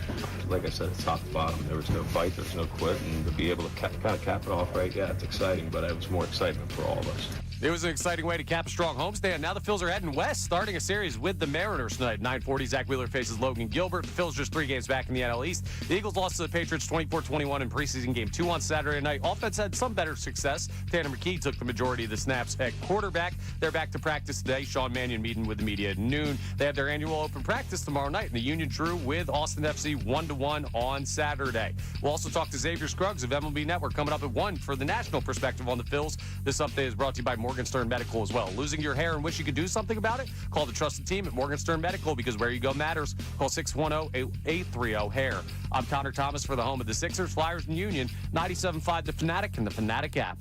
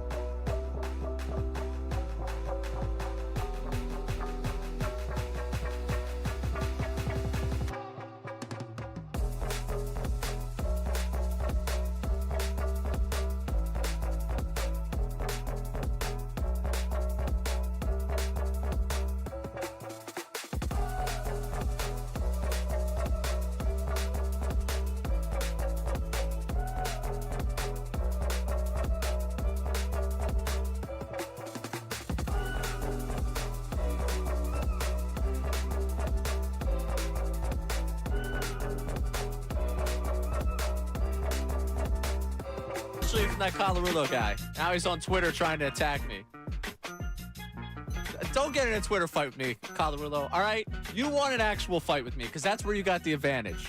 Twitter fingers, you're not winning that. Battle of the wits, you're not winning that. You might as well just square up if you want to, if that's what you want to do. Please don't be doing this. That's your chance to win, Bill. We're that's a weekend. That's your chance to win. No physical conflict with the other shows. We got to get a month first. I'm not telling him I'm going to. I'm just saying that that's the one way he wins. Other than that, he got nothing on me. This is Brace of Dunne. He's Sean Brace. I'm Ray Dunne. Also, want to, speaking of fights that we're picking inside of these walls, I got a text. Congratulations. We didn't talk about it after Scott Lauber signed off, but a good question for me. Oh, that is correct. So 4-2 your score? 4-2. 4-2. Appreciated that right off the bat. Good question hunting. The game that is taking over the sports talk radio world. Get a point for a good question. Get 2 points for a great question. How about that, sports fans? You are struggling over there. Well, yeah. Yeah. I blame John. A limp mic. That's it. Yeah. Need a little When's Blue Chew joining us? Blue Chew's back this week, I think. All right. You need it over there. The mind, the body, and the soul. Speaking of needing some excitement, preseason football. It happened. It was there. I watched it. The redheaded quarterback club not exactly feeling encouraged after that one. But, hey, you had three big things you wanted to take away from that game. The Eagles lose to the Patriots. They did? That they did. Oh. Yeah. Okay. So a loss in joint practice on Wednesday. Depends who you were. Yeah, game on Thursday. We gave him a win. That's right. Brandon Lee Gowton, we trust that guy. He said they won. So the rubber match was on Saturday, and they lost. But we're not focusing on the three results. That's right. We're focused on the three things Sean Brace took away from watching an entire game of preseason football. 1-3 on the early part of the season. It's not good, dude. They might be cooked. Nobody had that. No, I kid. It's preseason football. Nobody gives a you-know-what. Except for me. I was watching. I was locked in. I was tuned in. And if you're one of those people out there, love to hear your thoughts as far as some highlights from Saturday night's action up there in Foxborough. I have to open up, boys, with number one. These are the things that are concerns, areas of concerns to me. And, of course, things as you go down the season will always pop their head up, all right? So these are the things that you need to... Any Tommy DeVito takes? Do have a Tommy DeVito take. Okay. All right, number one, let's talk some offensive line. The Eagles might have an O-line factory. Stoutland U isn't closed, boys, but there's a new professor in the building. We're hanging with Mr. Cooper. How about the O-line? The Inquirer gave it an A-. This wasn't just one guy looking good. The Eagles rushed for 141 yards on 27 carries. That's 5.2 per attempt. Club Hurts member Will Shipley went for 11 carries, 56 and a touchdown. Carson Steele, 33 yards and 6 carries. Here's a question for everybody out there listening. If Will Shipley and Carson Steele were the running back 1 and 2, what would be their name? Don't go Thunder and Lightning on me either, because that's just the easy one. Thunder and Lightning? Oh, nice one. All right. Steele, who was originally listed as a fullback, he's now the Swiss Army knife. Anyways, he accounted for 117 of 301 Eagles offensive yards. That's pretty impressive. Yeah. Back to the O-line, though, because that's what it's all about. The depth, boys, the depth. Markel Bell, massive third-round rookie, continues to look like a legitimate option there. Willie Lampkin, the best quote, preseason football across the board. He's a bowling ball full of knives. He was impressive. But I'll tell you what, it's about the health of the offensive line. If this team is going to be successful, little depth goes a long way as well. All right, number 2, Ty Robinson. An area of concern for me. You guys know this. I was talking about who's getting after the quarterback, who's going to get there. No Jonathan Grenard, and I'm not saying Ty Robinson is the answer, but he is 100% going to make the team, and he's actually going to have an impact. Because here's where I'm at with Ty Robinson, who has now 4 sacks in 2 games. He's played 44 defensive snaps on Saturday, comes away with 2. He was all over the backfield. And now you're asking him to just be able to step in and be a rotational guy, but be something different than Jalen Carter. That's pretty easy because Jalen Carter is that good. But you got to put yourself in the mind of the offensive line that's competing against those guys. I got Jalen Carter, and all of a sudden Ty Robinson comes in, whole different ballgame. He was everywhere. He was. I loved it. When they picked him, he was a single-digit at Nebraska. You're a single-digit under Matt Rule. Now it's something that started at Temple, whatever. Yeah. But he took it there. That means something. The guy works. And we're seeing maybe a sophomore leap. Now, a sophomore leap into being someone that actually contributes this year would be big for them. But I enjoyed watching him. He is right now my Canton camper. Ooh. I'm putting him in the Camp Hall of Fame with that performance. Connor, do you have a Canton camper so far? I would probably still put it for Darius Cooper. I think he gets a second year of eligibility. He might be too good. Well, here's the thing. You got guys leaving training camp to go back to college. I could give it to a guy who was on the team last Fair year. enough. Right. Fair enough. I like that. All right. Again, we're talking about somebody that's going to get 20, 25 quality snaps, occasionally some one-on-ones where he's winning. I like what I've seen so far from Ty Robinson. And finally, last but not least, I'm a huge fan of the Axeman. Jeremiah Trotter, boys, I did an event with him back in 97.5, the Fanatic at Chickies and Pete's, and a guy walks in with a legit gigantic axe. This thing had to weigh about 25 pounds, throws it on the table, and Jeremiah Trotter, he signed that bad boy, took a picture. The Axeman! Well, how about Jeremiah Trotter Jr.? How do we get this guy on the field, boys? Against New England, where Tommy DeVito was dropping back for a pass. Trot timed it perfectly. Cutlets everywhere. In the face. Sacked him in the second quarter. 5 tackles, 3 pressures, and a sack in the opener. Dude, NFL.com said he was the best defender on the field in both games. There's a lot to like about Jeremiah Trotter Jr. And again, it comes back to the depth. I'm not here to tell you that this guy is going to be the starter. And so I do know this much. If his number is called upon, I have confidence that he will be able to fulfill that role. And if we want to do the where Colin is wrong segment here on this show, where Ray may have been wrong, and this is maybe gross overreaction to a week of preseason football, I'm worried about replacing Nakobe Dean. Maybe that goes to the health of Campbell that I haven't seen, and the fact that I haven't seen Trotter do it over a season. The flashes between the two of them give me enough encouragement that they've got enough there in terms of replacing Nakobe Dean. All right, there's your 3. I like it. It's preseason football. Nobody gives a you-know-what. However, it's birds, man. Season's here. New England. People got caught up in the DAP afterwards with Devontae and AJ saying, oh, you look like Devontae didn't want any part of that. People like to read. I give Devontae and Cooper DeJean a lot of credit. They did exactly what they should have done. They dapped him up. They acknowledged him. They didn't seem too overly excited. They didn't seem too disappointed. They've been in New England for 5 straight days. Get me home. They probably talked at this point, bro.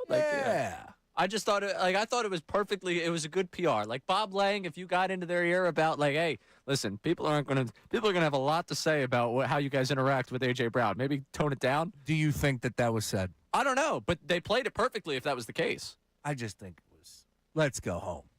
We're here after a preseason game. There were a lot of comments about that dab. Oh, I know. Just like, am I off on that? Because they're friends. They're friends, yes. Yeah. They did the charity game after he got traded. Like, they're friends. So what? It was a quick dap at the end of a game. Yeah, like you said, they've been up there in New England. It's not like they've been in Boston. They've been in the middle of nowhere, New England. Yeah. Foxborough. Oh, yeah, I'm sure downtown Foxborough gave you a lot to do for 5 days. Quickly on this, like at hell. 975 middays, I'm going to pop a post up. I want to hear from you out there. If you watch the game on Saturday night, one thing, and by the way, you can zip me. Also, you can combine the Baltimore game. Thank you. You can combine the Baltimore game if you want. Biggest overreaction? No, I want to hear something positive. Oh, positive. Yeah. Oh, positivity. Offensive line is at the number 1 for me. Yeah, they got depth. I like it. Markel Bell, Willie Lampkin. We're rolling here. Where they might not be rolling is a backup quarterback. Andrew Dalton, Tanner McKee. Ooh. After 2 weeks, How do we feel? We'll hear from Nick Sirianni coming up next. We'll dive into that. He's Sean Brace. I'm Ray Dunn. This is Brace and Dunn, 97.5.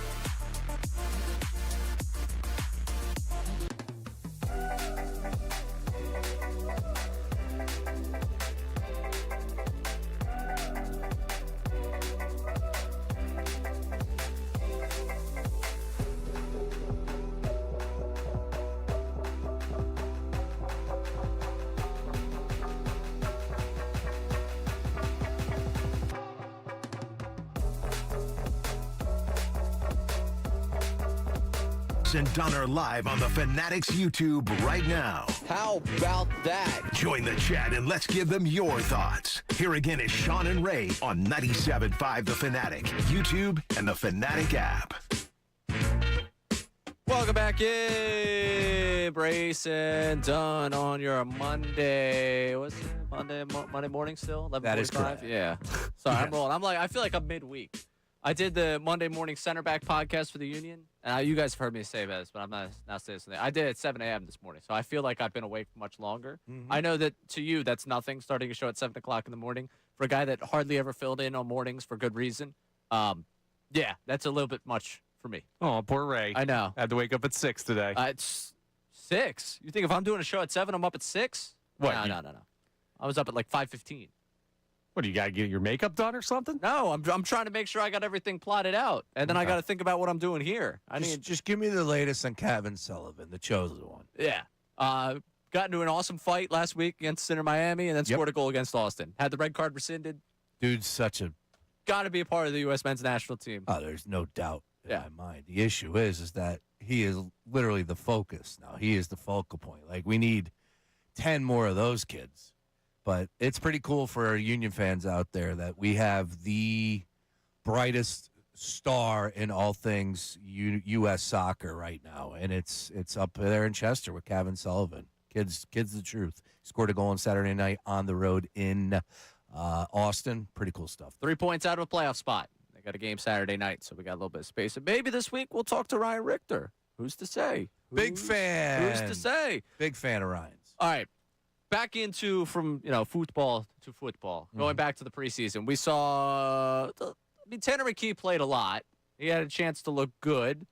Andy Dalton did not. It's not exactly an inspiring backup quarterback battle right now for the Eagles, and it does feel like with what you saw out of Cole Payton, at least against the Ravens, there is a world in which he is rosterable, and you would probably want to protect him, keep him around.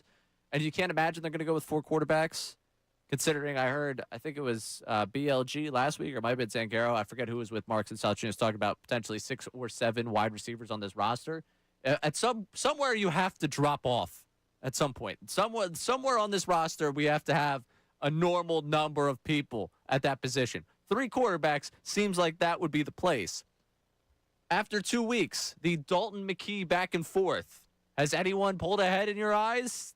Who do you anticipate being the one dealt out of the 2 of them? Oh, I think this is the easiest decision on the roster, quite frankly. And I'm pretty sure Nick Sirianni, if he's watching the same game that we are, would be in agreement. It is Tanner McKee leaps and bounds better than what we've seen from Andy Dalton. And putting the box score to the side, all you got is look at the box score, 6 of 16 for 64, where McKee is 16 of 22, 173, 2 touchdowns, no picks. Like, it's just not even up for debate as far as I'm concerned. Putting the box score to the side, as I said, I watched that game on Saturday, and Dalton was turning the wrong way. He looked lost. The things you bring on Andy Dalton for are what? He's a veteran, leadership, and a guy that knows how to win a football game. He didn't check any of those boxes other than the fact he's a veteran. That's it. As far as I'm concerned, this is an easy one. Andy, thank you for coming in. I really wanted to use the Red Rocket all season long, but we're going to put that to the side. It is Tanner McKee's position. He is your number 2. Also, I don't have any interest in moving Tanner McKee. If somebody was to come and blow Howie Roseman away with a pick, maybe I can get there. But I don't think that that's going to happen. I don't think that's in the cards, or else it would have happened by now. I just don't think the NFL is sold on Tanner McKee, even though the Eagles fans were trying to say second-round pick, third-round pick last year, or whatever. But as far as I'm concerned, boys, this isn't even up for debate. Andy Dalton's got to go, and Tanner McKee's your backup. Well, you're talking about the numbers on the box score. There's another number that matters significantly, and it's the amount that they're paying him. So you've got to figure out how you're going to do. Are you just going to eat that money? Is there a team that would potentially – I don't see a team out there being interested in trading for Andy Dalton. I just don't think there's a world where he's got What on the is market. that number? What is it, 5 that he's getting? Jeez. Yeah, that definitely plays. You guys are spot on with that one. But as far as the roster spot, that doesn't really – I don't think it's that hard to move off of that number, possibly to get something in return, possibly to move him. They traded a 7th-round pick for him. In the Howie Roseman school of thinking, I traded a 7th-round pick for him. If I get a 6th-round pick, is that a win for me? Yeah. He came in. Yep. He was whatever we needed him to be in that quarterback room, and then we ended up working things out. And after The first game, I was like, yeah, it just kind of seems like of the two of them, you'll give greater value for McKee. You trade McKee, and it feels like that'll be the easier play here. After the second game, it's like, all right, if there are enough people in that building that still believe in Tanner McKee, I think you're just going to see them try and get whatever value they can out of Andy Dalton. Now, the $5 million probably makes that a little bit more difficult. I guess you're waiting to see another team that's like, yeah, our quarterback situation is meh, and we want to just add to the room. A lot of these guys don't play, though. That's the issue. Like, nobody's playing in preseason. Good thing and not getting hurt. Although you are seeing some starting quarterbacks out there. Yeah. You know, when the game played out, it was in the back of my mind, boys. There's no denying that. I was like, no starters in here. It's just. And they put up points. So from one game to another, It was night and day. It was night and day. And Mannion looked great. Mannion's got to be up in the booth now. He looked great in the booth. The light was shining. Who's the guy next to him? I didn't know who the guy next to him was. I was trying to figure that out. No idea. But Mannion looked great in the booth. And he was, I know it was vanilla play calling, as we talked about a lot last week, and Sirianni said, but there's still like ebbs and flows to drives. You got to play to your strengths inside that box that you can go as far as calling plays from. I thought Mannion was excellent. I thought that there was a little bit of crispness to those drives, of course. But, when you're getting the offensive line, run game going, that's only going to make life easier. Makes life a lot easier for a play caller. For all we didn't like about Kevin Patullo. Yeah, you could have gave him the previous year's offensive line. He would have found a way to screw that up. He was a terrible offensive. Yeah, he was real bad. I'm just a little bit worried about the up in the booth thing for both coordinators because I don't know who Nick Sirianni is going to celebrate with now on the sideline. Like he's missing all his coach friends. That's a good point. Idle hands are the devil's play thing. Like we got to keep an eye on Nick. Chest bump a Big Dom. Okay, that works. Hey, he's not going to win that. He's going to be concussed if he tries that. That's a bad call by him. While you're eating cannolis with Tommy DeVito's agent, did you see that over the weekend? Big Dom and Tommy DeVito's agent, who is a Italian Hall of Fame member, I believe. No, I know. Yeah. Schefter tweeted about it. Shared a cannoli on the sideline. I don't know. I can hear the Godfather theme underneath it right now. What, they Lady in the Trampet? Like start on both sides at the same time? I bet you. Sharing a cannoli, that sounds difficult to do. I bet you Cutlet's agent was asking Big Dom to do exactly that. That guy loves the camera. All right, let's go to the phones here and talk a little preseason with Stan in Drexel Hill. Stan, you're on 97.5 The Fanatic. Hey, what's going on, boys? How you guys doing? What's up, Stan? Good. Yeah, so real quick, I have a Phillies point and the Eagles point. The thing about the Eagles, preseason in general, I've always felt like it was tough to figure out what is actually what, right? And what I mean by that is on the one end, let's say our defense plays horrendous, right? Then you say you have concerns about the guys who are in there. But then if they play lights out, then we say, oh, well, they weren't really playing a real offense. It was a vanilla offense and blah, blah, backups and all that. So I always felt like I can't put any stock. Like I barely watch preseason. If I do, it's just because it's football, and I just kind of want to get that quick little, you know what I mean? Until the regular season kicks in. If you missed me last week, that was pretty much I went full Elaine Bennis on it. Preseason football, what's it good for? Like that was my takeaway from watching week 1. Week 2, I mean, we're watching it because it's the Eagles, and it's the only Eagles we're being fed. I'm starving for it. I need some Eagles in my life. And that's why I just found it kind of funny because, it's like at one point I kind of want to critique it, but then the other side I'm just like, I don't really care because this to me is like a nothing burger. Like the Eagles can go 0-4, and then if they end up winning the Super Bowl, nobody cares about what. What did they do in the preseason the year they won the Super Bowl, right? But the Phillies winning. Can't tell you what they. The Phillies winning 9 in a row. Does that do something for you? It does, but it's funny because the question I have for you guys is, I feel like as somebody, I don't watch baseball consistently, right? I root for the team because it's my home team, and I try to pick up with them when they're in the playoffs and root for them. But I don't really watch all the time, right? But I feel like within the last 5 or 6 years, we've gone through this roller coaster with them where they look good in the beginning, then they look like crap during the middle of the season, and we're questioning whether this team is even able to make the playoffs and what should we, right? And then they go on a 10-game winning streak. I swear this happened last season where they just get hot and win 15 in a row, and then we're back in. And I'm trying to ask you guys, is this a roster thing? Is that just the ebbs and flow of a 162-game season? I need y'all to let me know as somebody who doesn't watch every day. The answer to that, Stan, is yes. The answer to that, it's a lot of what you're saying. We'll answer that for you. I appreciate you checking in, Stan. Always good to hear from you. Never hesitate to call at 610-632-0975. We'll attempt to answer that following the news at noon. What is it about this team? What is it about this sport? If you have a good answer to that, I'd love to hear it, because I think my answer to, is it one of these things? Yes. It's pretty much all those things. I also need a little bit more breakdown on the corn situation. Yeah. We were reborn by the corn. Are they the children of the corn? No, they're too old. No more daycare stuff. They're full-grown adults of the corn. Straight up reborn by the corn? Reborn by the corn. I'm in. Listen. I'm in. It's not that. I'm in. You want to make some corn on the cob? I'll do it. Dutsy's got me clipped going after the Braves. This captioned as such, too. I can't wait to read the mentions from Braves fans coming up. All right, we got the news at noon, which I've heard has got a late addition to it. You're going to want to stay tuned for it. This is Brace and Dunne, 97.5 The Fanatic.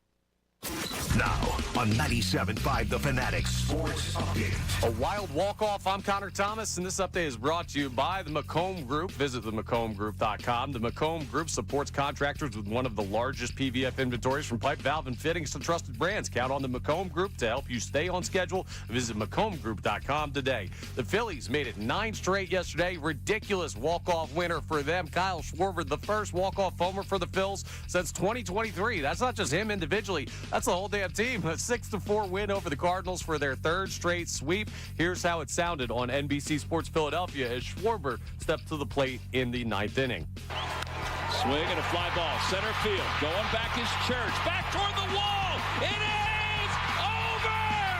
Kyle Schwarber has just completed an improbable comeback. It's been one hell of a run for the Phils lately. They now head out west, starting a series with the Mariners tonight. 9:40 p.m. first pitch. Zach Wheeler faces Logan Gilbert. Phils just 3 games out in the NL East. Eagles lost to the Patriots 24-21 in preseason game 2 on Saturday night. The offense had better success in their first preseason appearance. Tanner McKee took the majority of the snaps at quarterback. Back to practice today. Sean Mannion meets with the media at noon, and they have their annual open practice tomorrow night. The Union drew with Austin FC 1-1 on Saturday. We'll talk to Xavier Scruggs of MLB Network coming up at 1 o'clock. This update is also brought to you by Verizon Business. Verizon Business experts love small businesses, so they come directly to you on your schedule. Check them out at Verizon.com/book today. This is 97.5 The Fanatic.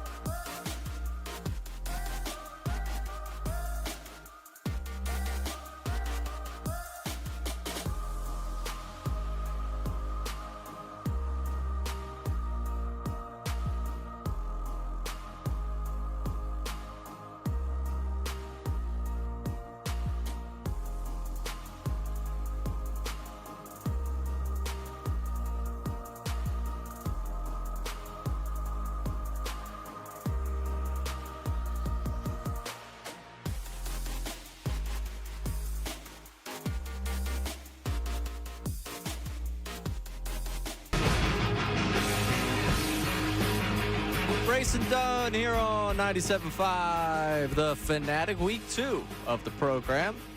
5 days in, 5-0. For those of you that might have been on vacation last week or might have been under a rock for a couple of weeks here, hey, things changed over here at the station. Marks and Salciunas in the morning. We got Brace and Dunne here in the middays. Afternoon is still dealing with tight shirts and the 96 All-Star, though the 96 All-Star, I believe, is off this week. So it's his birthday. Early birthday to one Ricky Metallico.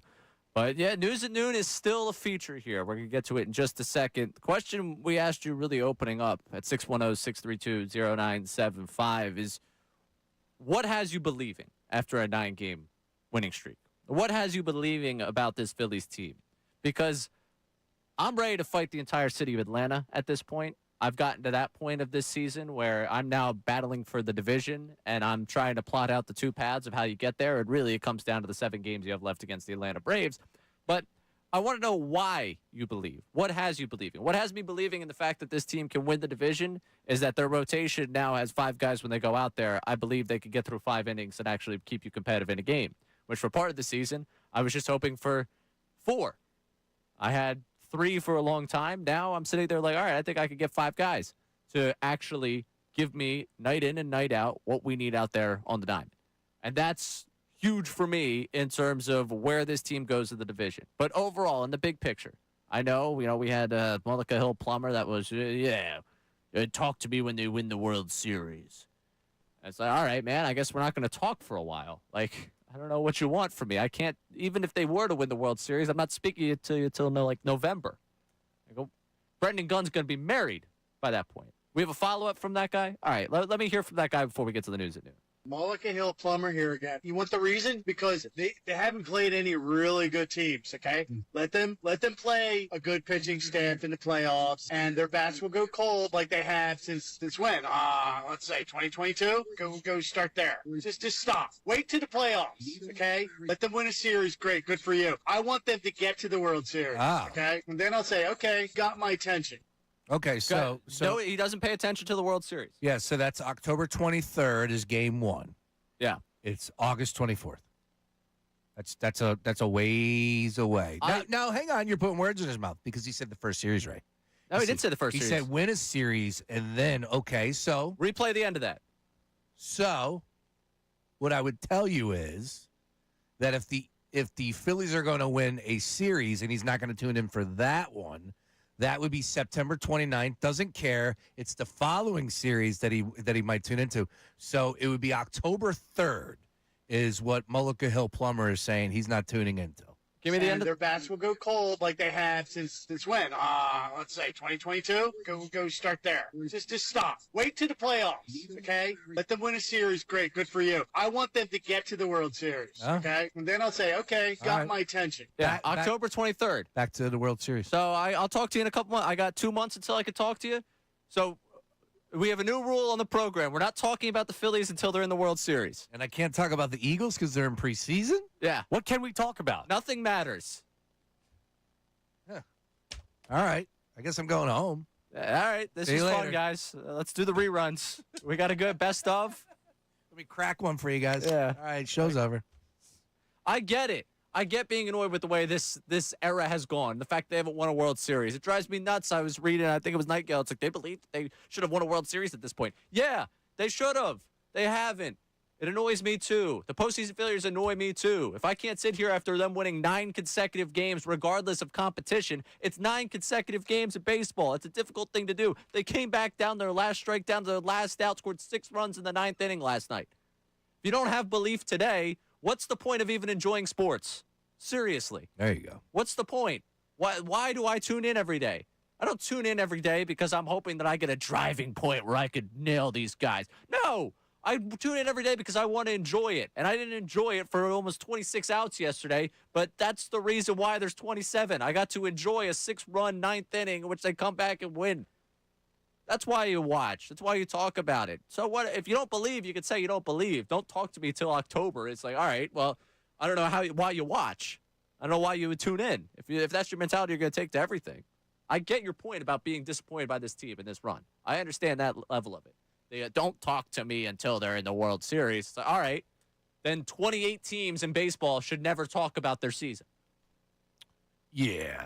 And you look at what has taken place since this run essentially started, or this 9-game win streak. I'll even take it back. I mean, you could go to just with this. The fact that they have caught up to the Braves just over these 9 games. Now, it's more than that because of the month of August.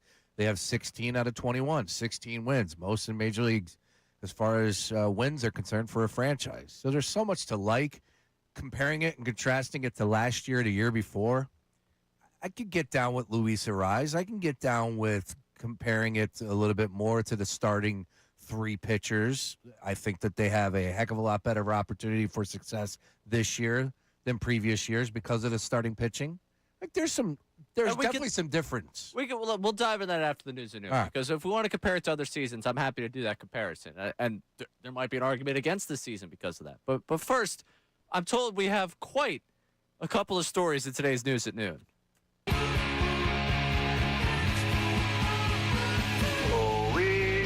It's the news at noon with Connor. It's not Ray Dunne anymore. I don't care what they say about them anyway. It's the news at noon, and that's that. I love it. With the music, I like it a lot better. Yeah, he just needed the backing track. Everybody does. Acapella stuff to hit. So, and that's that. We have a motley crew of people we're going to be talking about in News at Noon today. We're going all over the place here. Let's start out with the now QB1 for Week 1 of the Cleveland Browns, Deshaun Watson. That was announced this morning that he would be the starter for their first game of the regular season. But he got some time in preseason and got a chance to be in front of that Cleveland fan base that he has not had a great relationship with for some obvious reasons. He didn't really seem to understand, though. So here were his post-game comments after getting booed by his hometown fans there in Cleveland. Man, I didn't have no reaction. I think the biggest thing is, I think you guys know too, and I think the whole world knows, it has nothing to do about the performance. It's a little bit personal than that, so it's a disrespectful thing.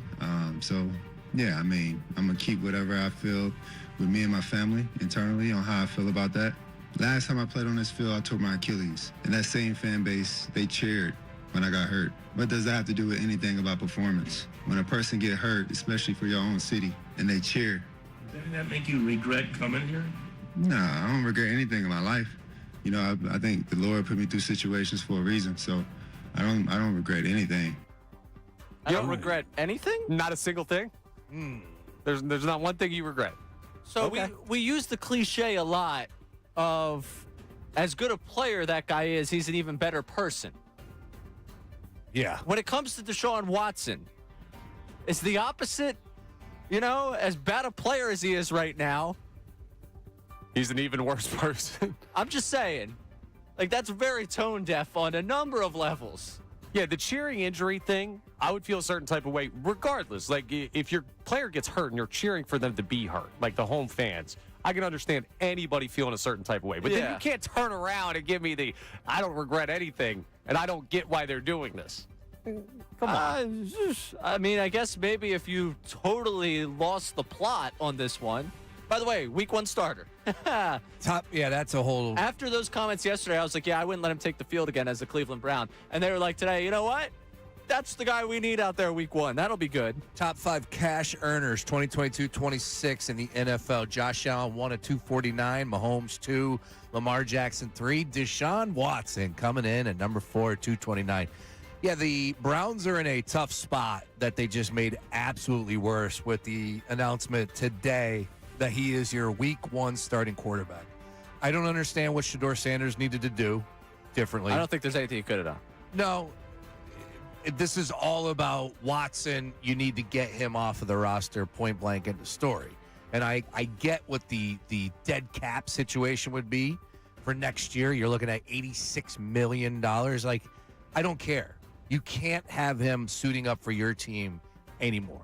He is booed. He's arguing. He's now putting he's driving a stake as far as in the locker room is concerned, because you got Shedeur now taking his back, saying it's disrespectful. The fans are booing him. It's bad. It's really bad, and they made it even worse, which is hard to do if you're the Cleveland Browns playing now. This is bad.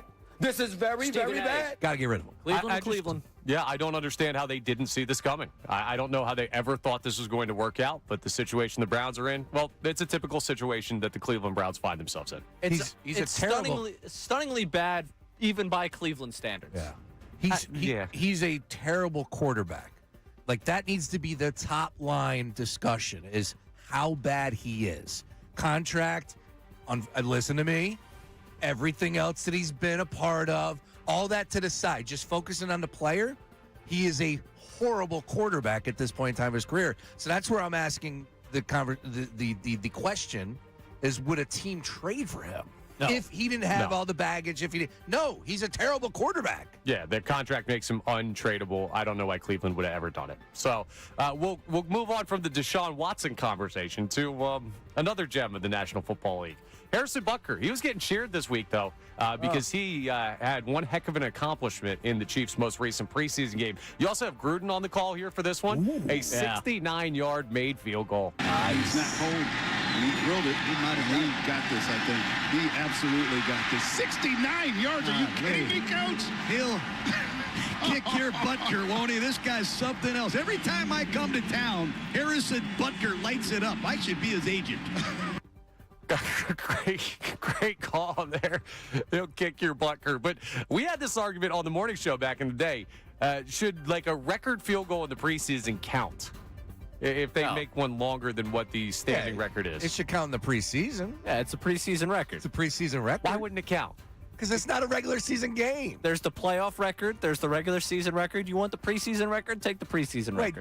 Didn't you tell me on Friday that nobody plays in these games? It's a field goal. I'm not saying the touchdown passes should count or the rushing or the interceptions. So now only the kicking counts? But the kicking's the same thing either way. Snap, hold, kick it. The field goal post is the same height. You got Lesser's rushing at you. Oh, come on. Deshaun Watson throws for 497 yards in that game. That should be a Cleveland Browns regular season record. I'm just talking about the damn kicker. The field goal post is the same height in preseason. You want the kickers to be different than everybody else. Yeah, because it's a set standard thing.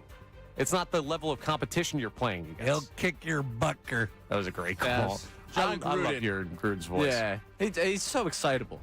Now, Gruden being Butker's agent would be something.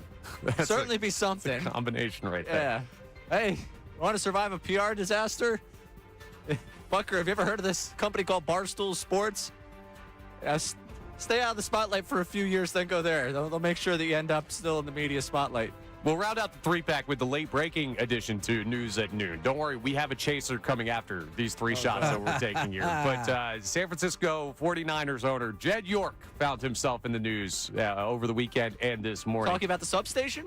No, he was not. He was not even in San Francisco. He was in Ohio. Maybe just getting away from it all? Yeah. The problem is he was busted being arrested on suspicion of engaging in prostitution. Ooh. Ended up spending some time in jail. They went through and they're figuring out everything going on with that. Not a great weekend to have there, especially as your team's getting ready. Half your roster's already dead, and this guy's just taking off for Ohio to do whatever he's doing. Yikes. Yows. In the orange jumpsuit. Yeah. The mugshot and everything. That's not exactly the profile pic you want on Facebook. Yeah, pleaded no contest to 2 misdemeanor charges of disorderly conduct and possessing criminal tools. That means already sentenced to 2 days in jail. Just over $1,000 in fines.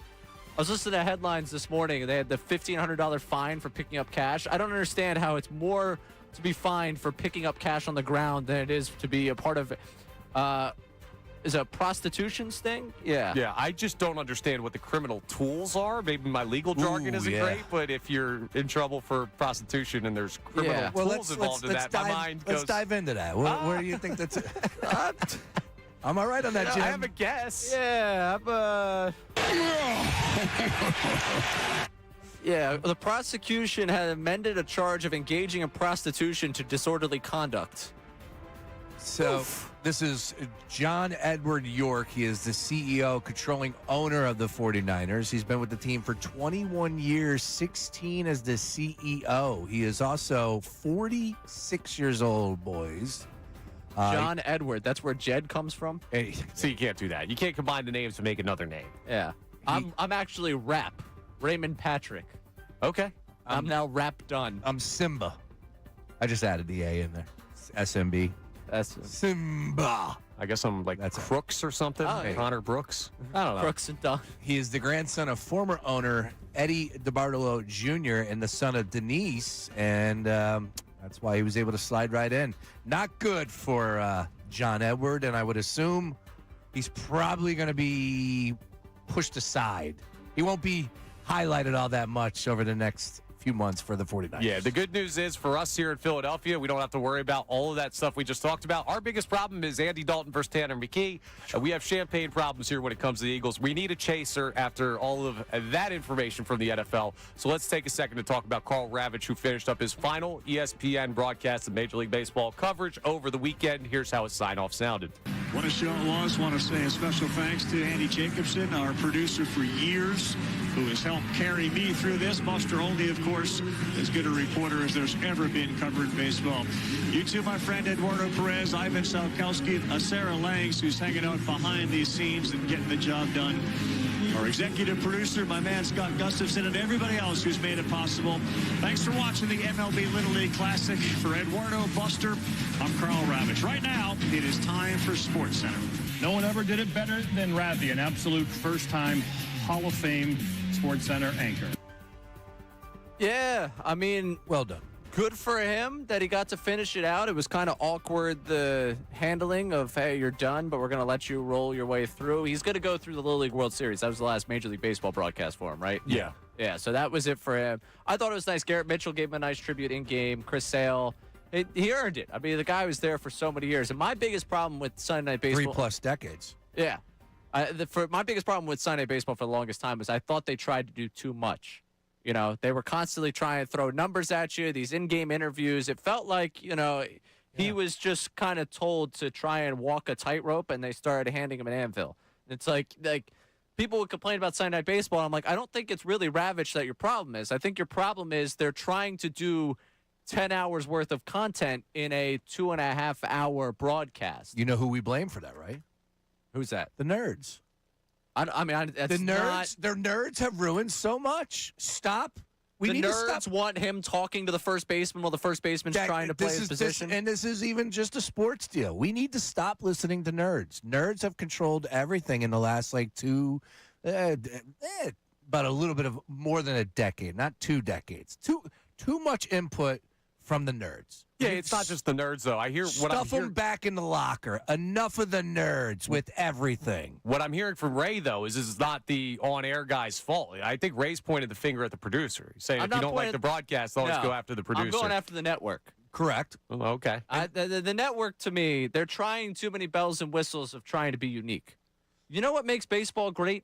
The sport. Baseball. Focus on baseball. I'm perfectly fine with you trying to enlighten the listener on a couple of things, but you're throwing 10,000 different graphics at him, and you're forcing him to interview 6 people during the game. And it's like, hey, let Ravitch just call the game. Let Perez analyze the game. That's it. You know what was beautiful about yesterday's Phillies broadcast? They had Hamels, Kruk chopping it up about the game, making jokes, laughing with one another. And they did do one in-game interview. I like the in-game interview. But it wasn't with the player. Sorry, they had, was it Megan Keller? I love USA Hockey. I love seeing people freak out, too, over 3 outs in an inning, and they're like, I can't believe it. He's interviewing. He could have caught that ball. I love that. It's not so much that he could have caught that ball. It's just, it's very choppy. And it 3 outs. But it throws the entire flow off of the broadcast. It's an interesting, unique angle. It's not. Yes, it is. When was the last time you got anything good out of that? That happens a lot. It happens a lot when the balls hit their way. You always find out. There's the good ins and outs. Yeah, you can mic them up, and you can cut to that at some point. Stay Loose is Sexy. All right, no, so 2 Alec years Bohm ago? was called Raffy. I we got a couple things. I don't know that was the same one. Brandon Marsh gave you your only good one. that was Stoddy that said that, I believe. I don't know if I like it more or if I like the outrage more so. That's what it is, because you can always bank on so many people. Yeah. This is what it is. Even Colin Newby, who I saw over there on 97.5 The Fanatic socials. Remember, it was Marsh who was being interviewed in the Field of Dreams game. And he's like, if he wasn't being interviewed, he could have caught that ball. No, he couldn't have. Ball was gone. He wasn't getting there. Would he had a better beat? Maybe. You can get there with me on that one, but he wasn't catching that ball. I like it. I You want to think go it's out unique. there in the hallway and fight him right now? No, it's just he wasn't the only one. I know. Yeah. No, Ray. Stop that. It's not how I operate. Oh, I was Ray. thinking like that.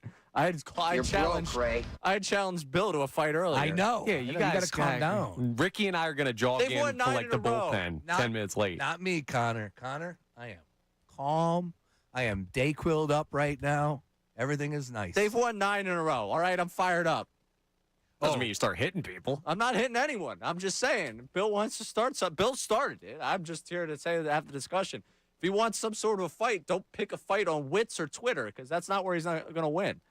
Coming up. Oh, this is good. Phil's gone wild. Yo! Sean Brace taking you through the best of the 9-game winning streak. And then at 1 o'clock, around 1 o'clock, we're going to talk to Xavier Scruggs from MLB Network, former Major League Baseball player. He's going to be hopping right off the air on MLB Network, jumping on with us, talk about the national perspective on the Phillies. That's coming up at 1, but coming up next, Phil's gone wild. I'm so incredibly intrigued as to where Sean Brace's mind's going for this. This is Brace and Dunne on 97.5 The Fanatic. Oh, but first, ladies and gentlemen, boys and girls, Sean Brace here for DraftKings Sportsbook. Something big is coming on September 2nd. DraftKings Game Day arrives with massive deals, exclusive offers, and an all-day celebration built for sports fans like you and I. Now, the countdown has begun. All roads are leading to game day. All you got to do is sign up with DraftKings today with promo code Fanatic and get ready to celebrate the biggest day of the season. Whatever you're betting,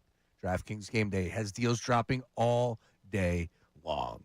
One app now available in all 50 states. Every sport, DraftKings Game Day, it's yours. So mark the date, September 2nd.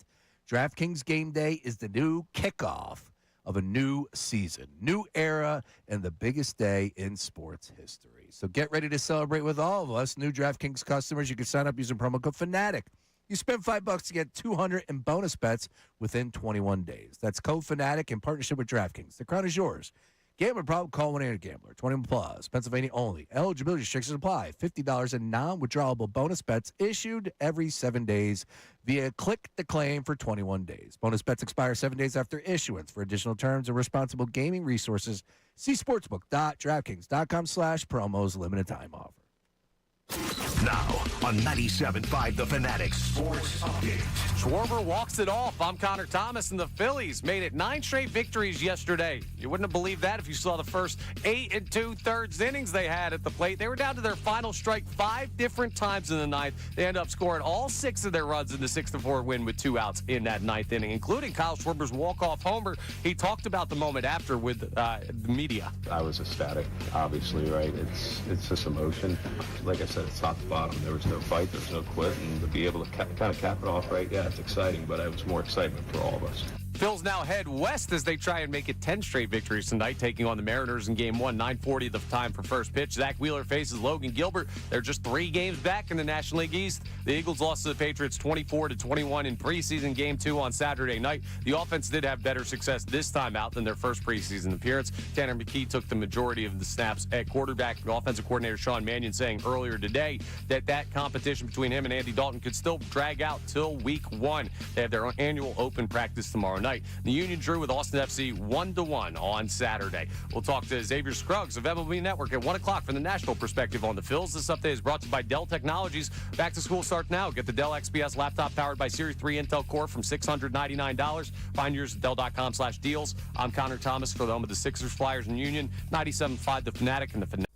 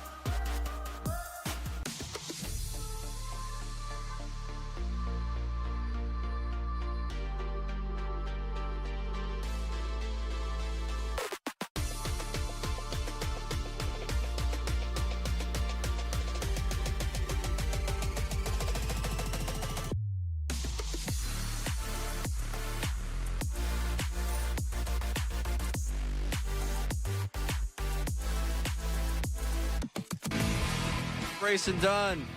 97.5, The Fanatic. I have not forgotten about what I said when I was mad about the Phillies. What'd you say? Oh, a number of things. A whole host of things. One that you wanted me to apologize for. Well, it's funny you bring that up. Should I have to apologize to him?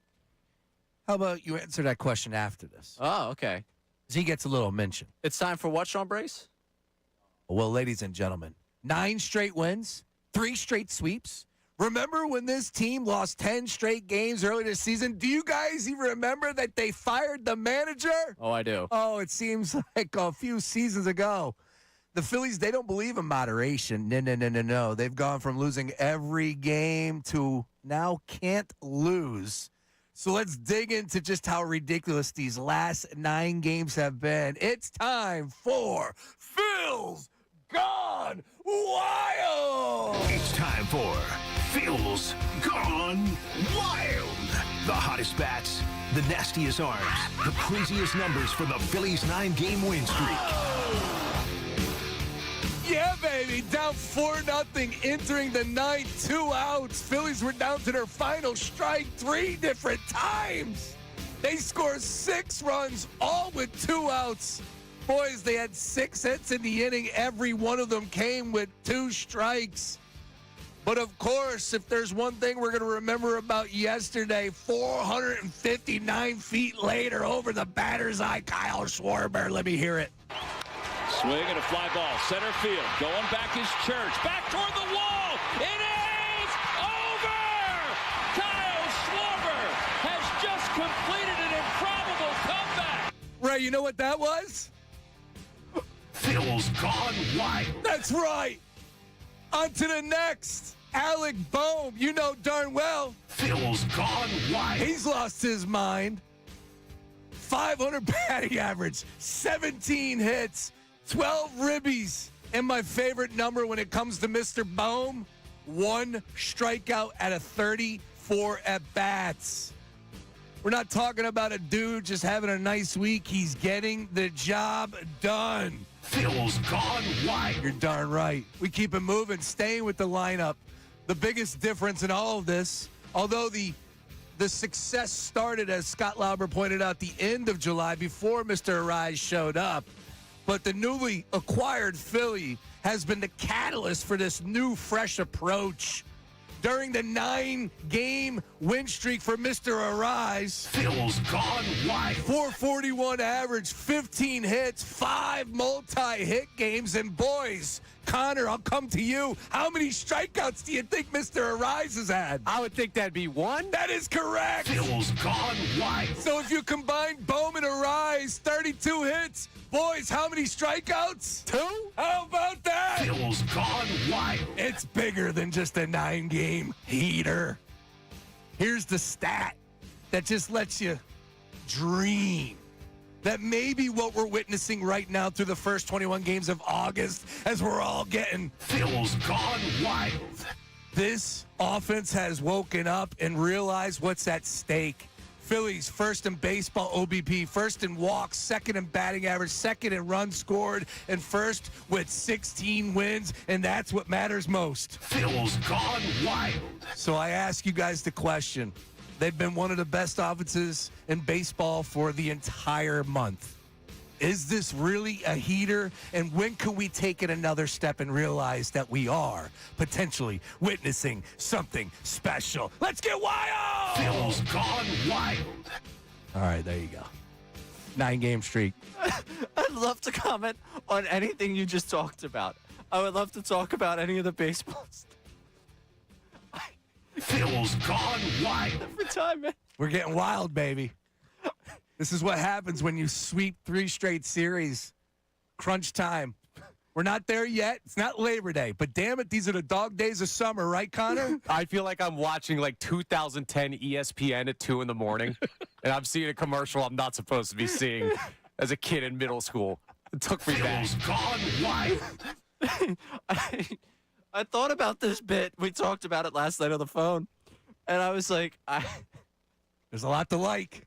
Sean pulling this off. Sean's mind, after a 9-game winning streak, went to how can I make this bit tie in With Girls Gone Wild, yes. The nastiest arms. the hottest bats.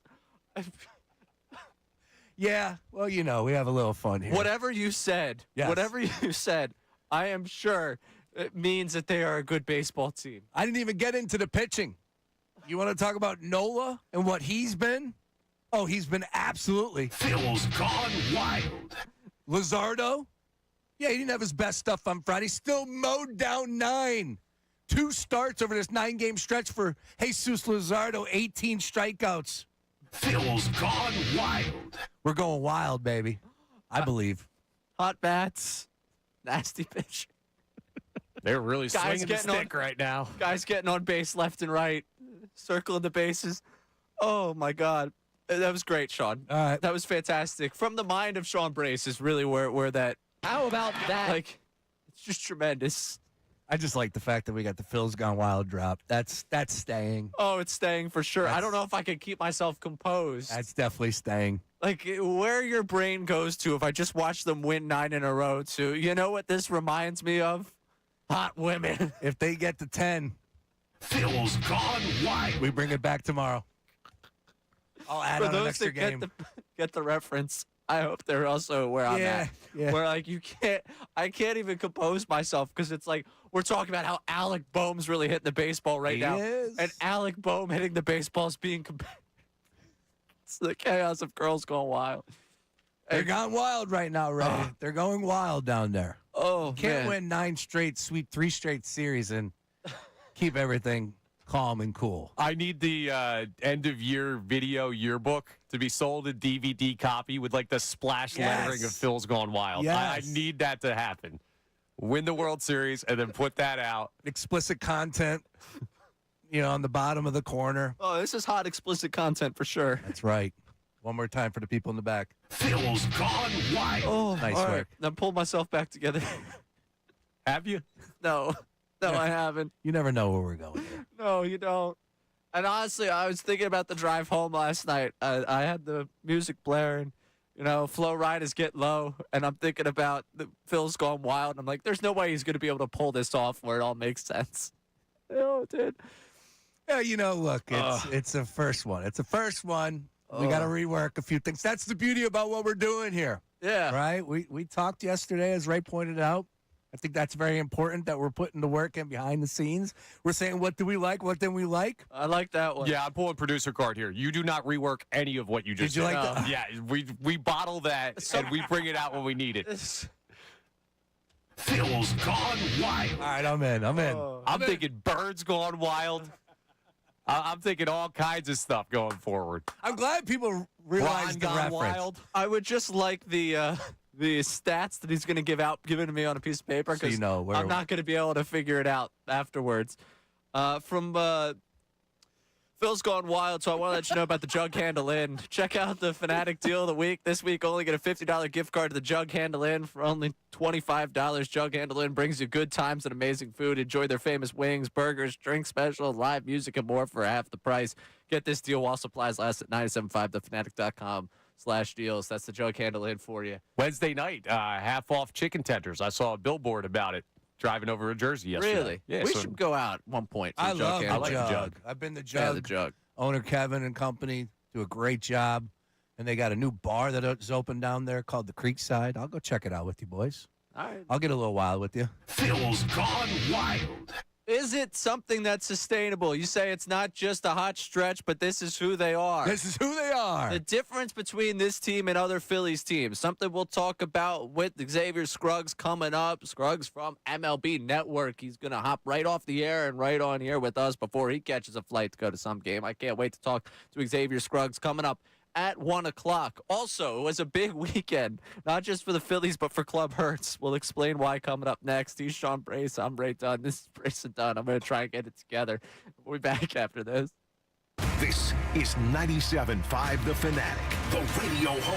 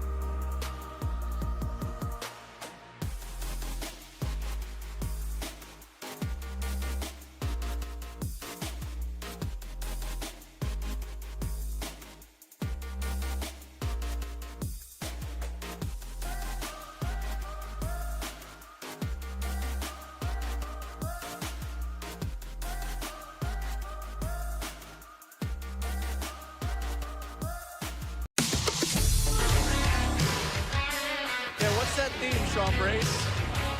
Horsham Hunks. Horsham Hunks. I don't know if I want to break news. I think Connor Thomas is going to be out in the town a few times during these fall calendar. Oh, and there have been reports about post-game appearances. All right.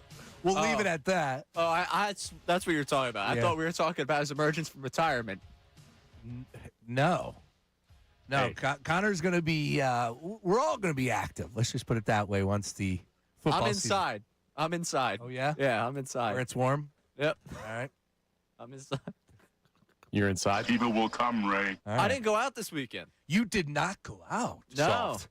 Yeah, Phillies game Friday night, drove to the shore, got to the shore around midnight, stayed in, and then Saturday night was all family time. I mean, going to the Phillies game is going out. So But I didn't indulge because I had to drive. You didn't have a single beer? I mean, So you went out. I had 2 beers from like 5 o'clock to when I left at 10:30. It's going out a little Right, bit. fair. Yeah. To my wife, that's definitely going Oh yeah, out. that's a different story. I do want to say this because Ray he doesn't talk about it, but I've seen some things that get put on the timeline, including a picture of a television that was on the backyard, the back deck. And in that back deck area, he's got a gigantic pool. So this is Ray at the beach with a gigantic pool. No wonder why you go down there weekend after weekend after weekend. Brother, you could have put me about off the island. If I'm close to a beach, I'm happy. Yeah, well, that's true about Yeah, obviously my setup, tremendous. When you got a pool to come back to. Yeah, it's not bad. That's the best part of going I've been to the blessed beach. in this life. Yes, Yes, you have, Ray. I have. Every generation has one voice. Ours is Ray Dunne. That's a shame for this generation. I feel for the people. You guys had so much potential. You know what? They're right about Gen Z. We are screwed. When does the show get an invite to see this backyard? That's my question. Connor's been pretty close. Yeah. Connor's been. I've met up with Connor in North Wildwood a number of times. He's never made his way down to the Crest. I'm spending time with family. I'll do Wildwood. All right. I want us next year, and this is now Next year.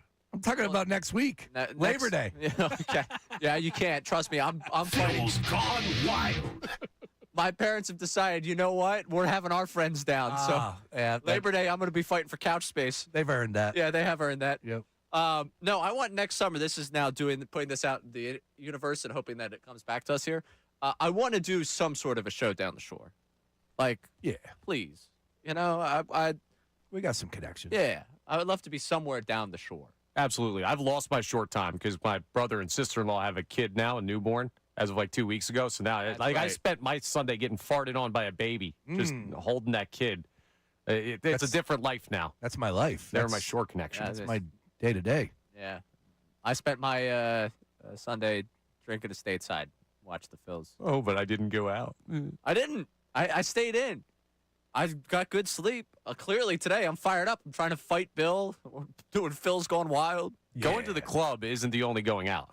Going to a bar. I didn't go out to a bar. That's what I consider going out. If I'm sitting at a bar, talking to people at a bar, that's what I consider going out. Friday night was great. I sat home, watched the game, and then it was all downhill from there. I didn't really get too much on Saturday, and then Sunday I was able to go to a park up in your neck of the woods. Yeah, really? Yeah, I was up in the Lansdale / A little further than me. Yeah. I was over in that world. Yeah, you made a way up there. Place called Fisher Park. Fisher Park. Yeah, Fisher Price. It was a nice place to go slap on some water moccasins. You know, had the kids in the water. Water shoes. Be one with. Aren't water moccasins, isn't that a snake? Like a very venomous snake? You call them water shoes, water socks, water moccasins. They all have a different name. You're right. Water moccasin is. I called them water socks the other day, and people were like, what? Venomous snake. Yeah. They're water shoes. We had this conversation. We did Water this. Yeah, you're moccasin's wrong. something different. No, I'm telling you, that's a code name for the shoe, too. I hope I not. do not I think hope so. you It's didn't a pop very on dangerous snake. I know it's a snake. Native to southeastern United States. As an Water adult, moccasin. it is large and capable of delivering a painful and potentially fatal bite. In the water. I would assume. Yeah. That's why water moccasins are called for shoes. I'm telling you, I'm not making this up. Water moccasin, when you look it up, it comes up the Agachistrodon piscivorus, which is just the fancy way of saying snake. Yeah, don't step on it. Yeah, stay away from the snake. I wanted to get into Friday night specifically because of what we saw at the Phillies game. Before we get back to the Davis Honda text line, 610-632-0975. Feel the Davis difference at Davis Honda in Burlington. I wanted to get to what we saw Friday night at the Phillies game outside of the walk-off, outside of the fun time that I had down there. Immediately, my phone starts blowing up midway through the game, Sean Brace, and it was a big night for Club Hertz because we now have to find the Club Hertz member who was in pretty nice seats. Yep. That got on television. Take me through your night of finding out that your club is now on television celebrating quarterback one. That's right. So on Friday, I get a text message from a friend that said, "Are you watching the Phillies game?" And I said, "Yeah, what's up?" And he's like, "Did you not just see Club Hertz in the stands?" And I said, "No." And I missed it. And where I was, I couldn't rewind it. So I hit up Millie Petrilli, and I'm like, I just got a text message and I got a tweet that said somebody is wearing a Club Hertz shirt in the left field stands. Sure enough, Petrilli rewinds it, boom, throws it up on Instagram, and it is there for everybody to see, everybody to witness. The gentleman was rocking the Club Hertz T-shirt as somebody threw a baseball up, and somebody in his section grabbed the baseball, but boom, right to the left in the camera angle, there it is, glorious as ever. Club Hertz, number one, wearing the T-shirt with the schedule on the back, and it's just a beautiful thing that somebody is supporting, wearing it down to the yard, and getting on TV. How about that, Ray? How about that? That's right. My buddy, who I was at the game with, we saw everything happen, he was like, "Oh, where could I get one of those?" I was like, "Well, the Fanatic Pro Shop." And he's like, "Well, I know you." I was like, "Well, the Fanatic Pro Shop's selling them, $25 a pop. Go get your Club Hertz T-shirt today." 97.5thefanatic.com is where you can get it. Now, we got a couple different names on there, and whether or not, if it is Rich Bridge, I believe that's who it is. So shout out to Rich. We appreciate that. Of course, there's a great Eagles group, 302 Birds, and I don't know if he's involved with them, but I know a couple people that are.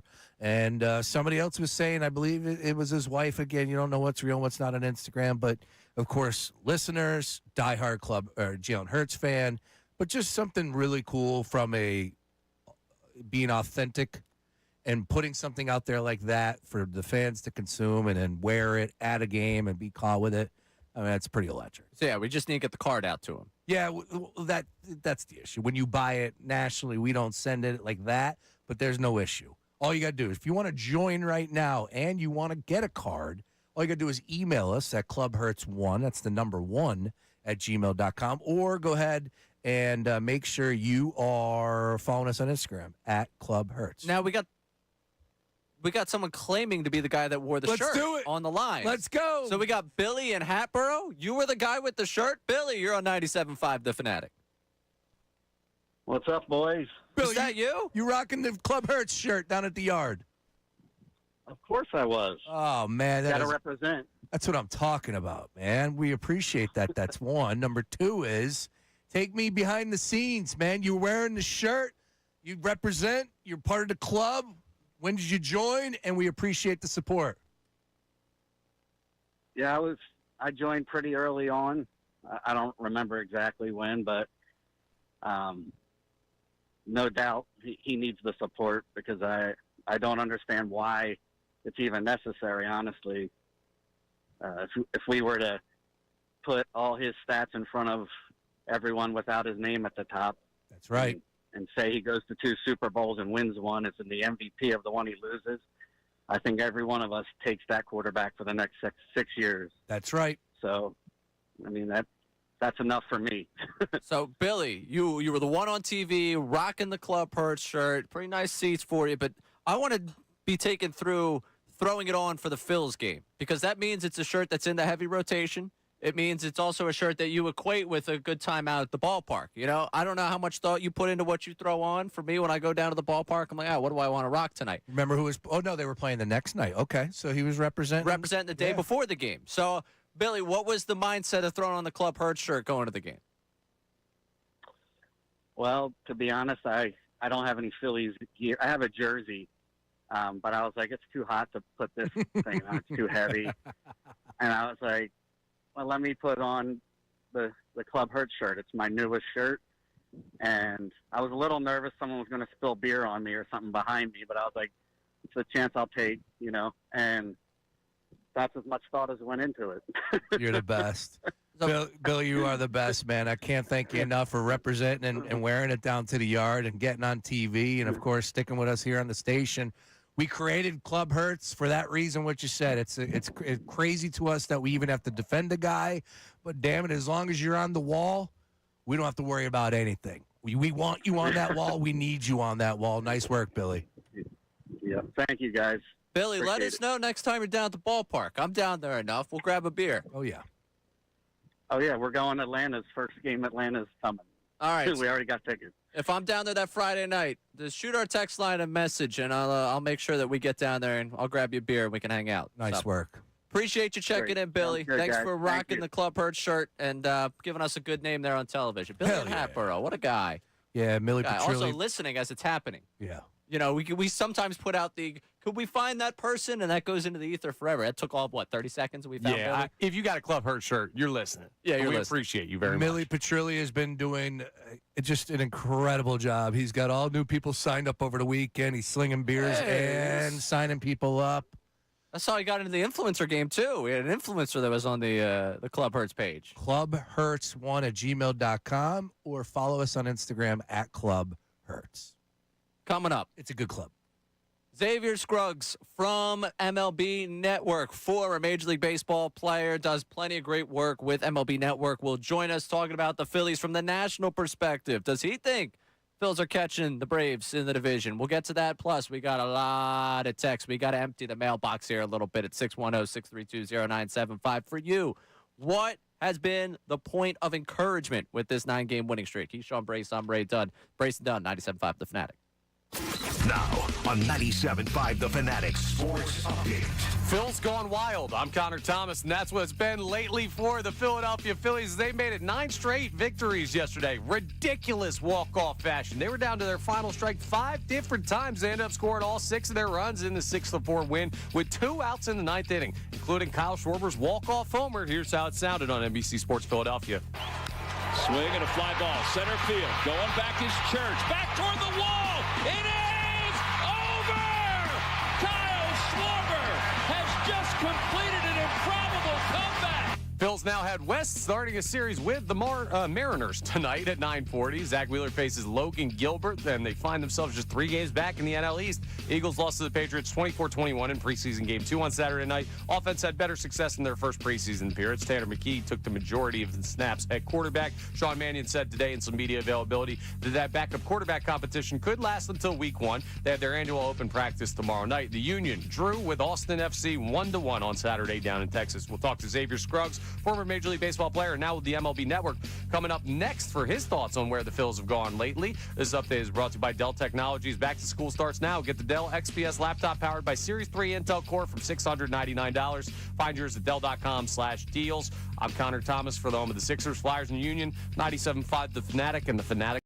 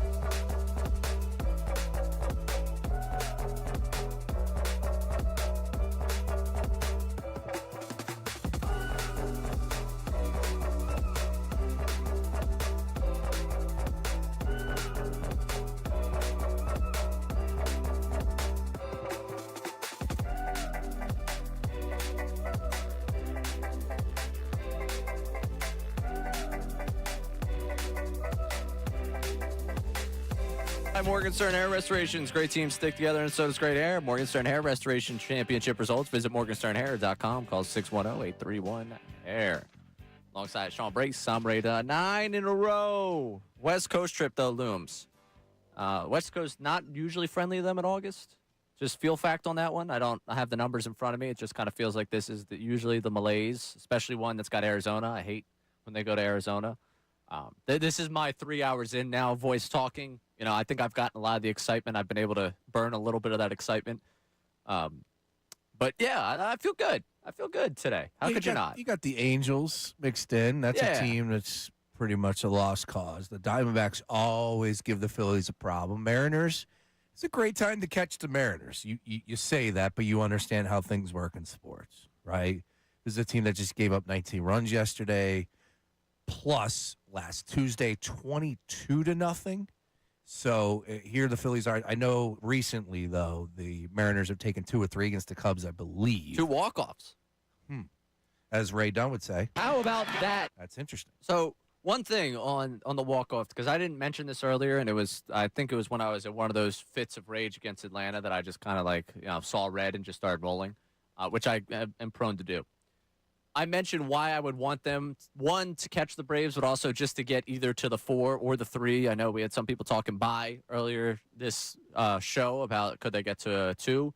The reason I need them at 3 or 4, given this bullpen, as much as we want to hate on the lineup at times, I want this team to have the last at bat. That's like, to me, the getting to the 3 or the 4, does the division really matter to you? Do you care that much about winning the NL East? I think you should.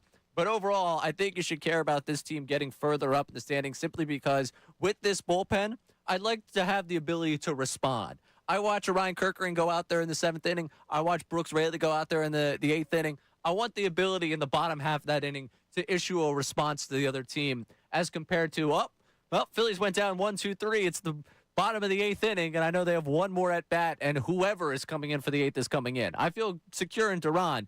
About everyone else, though, that's the reason why I'm sitting here like, please keep making this run. Get me up there. Get me that division title. Not so much about the fact that I am dying for a 3rd straight NL East title, which, as I say, it sounds crazy. You would love to win the division just to win the division. But I need it because with this bullpen, I just want that last at bat. Not a bad take. It's pretty much been a death knell for seasons, though, for the past 4 years, winning the NL East. So that does worry me a little bit. But this time they win the NL East and have to play the wild card series. Yeah.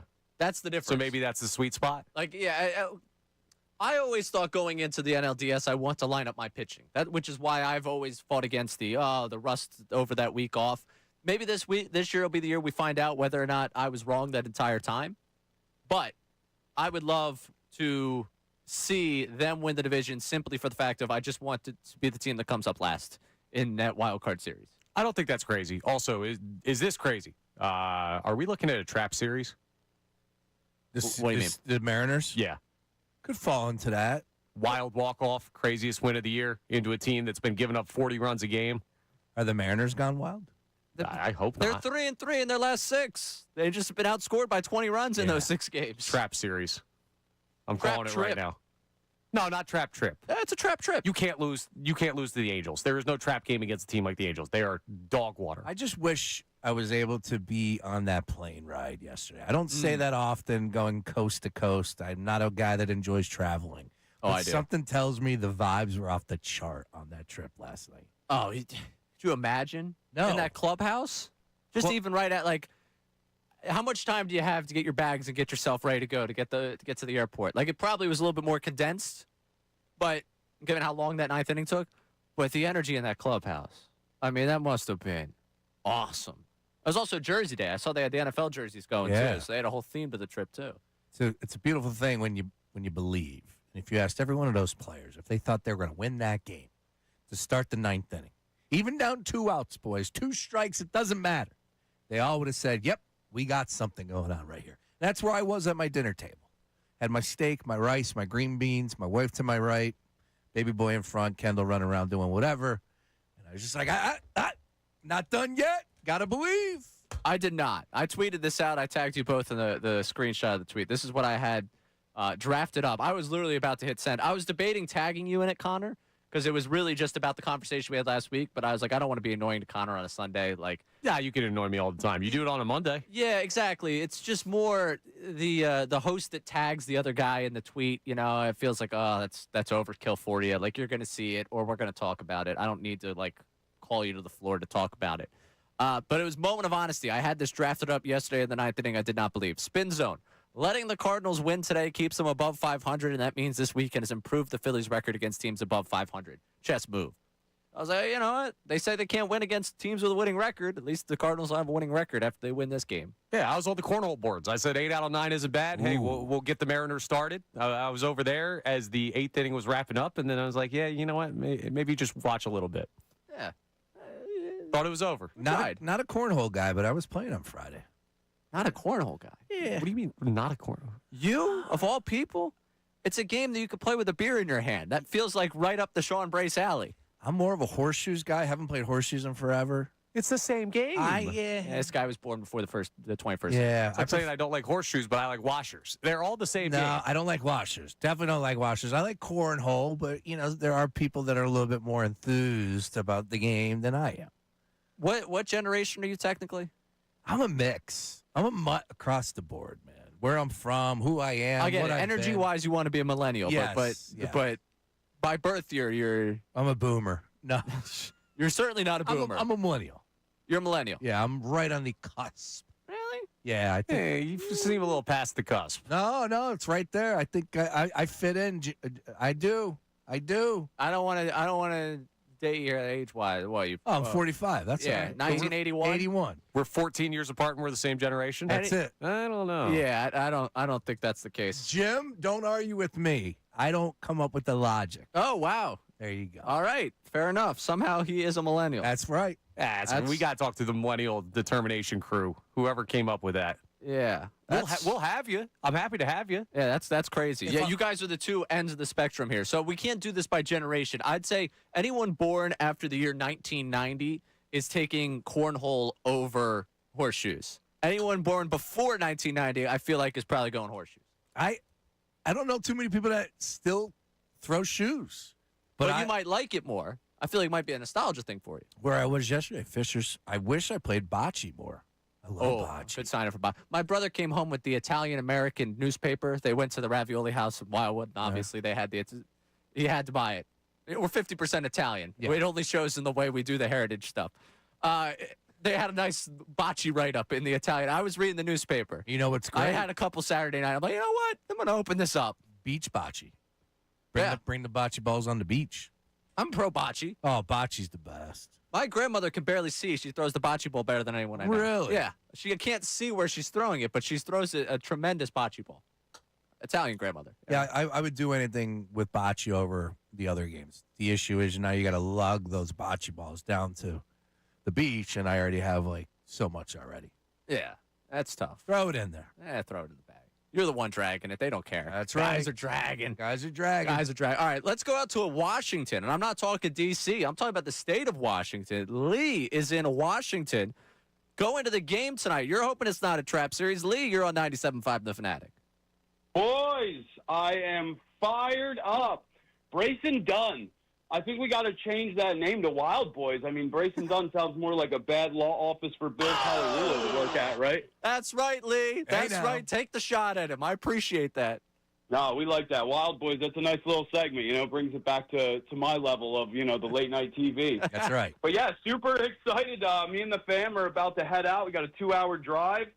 Guys are on fire. I love the park out there. I'm a Ray Dunsman. I like to go out and see different ballparks and lived out here for the past 4 years. And, we get out to Seattle a lot, but it's nice to see my Phils that go out and let's see it make it 10. Let's go. So what's the one reason for you to have confidence after this 9-game winning streak? What's the biggest thing you're taking from the winning streak? I mean, number one, Schwarber woke up. That's our anchor, but they're working together, which is nice to see. I mean, I'm always a quiet closet Bohm guy. I've always been rooting for him, even though it's tough, right? We all know it's hard to root for him, but he's a ball player when he wakes up. So I'd like to see some more out of him. But ever since Arise got here, we've gotten Arise, right? Like, let's go. These guys are on the same page. And, the Mariners, it is a trap series. These guys have lost, like 2 games, almost 20 to nothing. Mm-hmm. So, there's a little bit of pressure, but, I feel if they could keep this out, I also can't listen to these guys like, oh, I can't watch this until the World Series. Like, get out of here, man. This is what sports are about, right? Highs, lows, let's go. Lee, I want to hear from you more often. Maybe we'll get you to start the Alec Appreciators Club if he ends up keeping this hot streak rolling. My guys. I appreciate you guys. I love the new show. Connor, Sean, Ray, you guys are awesome. I'm digging it. We miss Johnny Marks, but when I got to wake up early, I'll catch him and Salciunas in the morning. Let's go Phils, boys. Let's go. Love it, Lee. Appreciate you checking in. Yeah, we got we become the West Coast, the morning show for quite a few people. I didn't realize our poll on that. And they're heavier on the phone lines. What I've noticed is the people from the West Coast call more often. Well, you know why? Because they don't get a chance to talk with nutcases like us That's out fair. there. Everyone's chill. They don't care about sports. So when people relocate, they got to call some of the crazy people back home. The Wild Boys. Yep. Another like that? rebranding? Yeah, you like that? Hey, Scott, we'd actually like to change the name of the show 6 shows in. Phil's gone wild. Yeah! Too much time left in the segment. You can't kill me. You can't kill me. Oh. But, yeah, Penn State Evan, my buddy Sean out there in San Diego, it's a thing, I guess, that we're the show you wake up with out there. Remember Bob Myers, the guy who swam with Bob Myers? Oh, that's right. Oh, my gosh. Why am I drawing a blank with the guy's name from San Diego? There you go. Or no, from Doug. Doug from San Francisco. He's Doug. He's from San Good old Francisco. Dougie boy. Man. What happened to Xavier from MLB Network? That's a good question. We're efforting him. I'm trying to host show and effort him at the same you're time. good, You know, we're trying to figure out where Xavier Scruggs is. I love the MLB Network, the talent. Everybody knows, if you listen to the show for Field of Dreams, how crazy I was over Lauren Shahadi. Hopefully she was down with the bit, because I think she's tremendous at her job. And, of course, my guy, who I absolutely can't get enough of. Misread the calculations. Mr. D-Row. There's some guys dragging today. Yeah. I don't know if he's going to be coaching Team USA and the next WBC, but he's still pretty damn good on television. They got some great stuff on the MLB Network. That they do. MLB Now from 12 to 1. It was what Xavier Scruggs was on. We're efforting to make sure that he's going to pop all with us. Those guys and girls are all dialed in from everything, top to bottom, all things MLB. And right now, the Phillies are the topic. I get an email from CBS Sports Boys from the weekend and get you caught up on things you might have missed right at the top. How about those fighting Phillies? That clip that Connor played earlier from Carl Ravage's last broadcast, when they cut back to SportsCenter on the bottom, the big topics for tonight, incredible Phillies comeback. National news, baby. National news. We're going big time. That's right. National news for the Phillies is the comeback win. National news for some others. Sports organizations is your owner being involved in a prostitution bust. So, I prefer the news that we're in nationally right now. Sports-wise, the Phillies are the fun story. Everywhere else right now, it seems like really heavy topics, which, I'm glad we don't have to deal with. Yeah, the quarterback. Everybody hits. The quarterback situation in Cleveland is one that I can't believe that I am that far off. I thought You're not far off. They're idiots. Yeah, I thought he was getting cut. And are you going to start coming to my side about the whole Todd Monken's not built for this? I don't know if he has anything to do with this. Well, then that organization's dumber than I thought they were. Who is built for that? Is there someone they could bring in that's built for that? Didn't the owner... Stefanski went to the playoffs. Didn't the owner come out and say, yeah, we swung on Deshaun Watson and it was a bust or we missed, and he's literally still under contract? Like, right then and there, you had to cut bait. You got to move off them. But now, more than ever, you have to.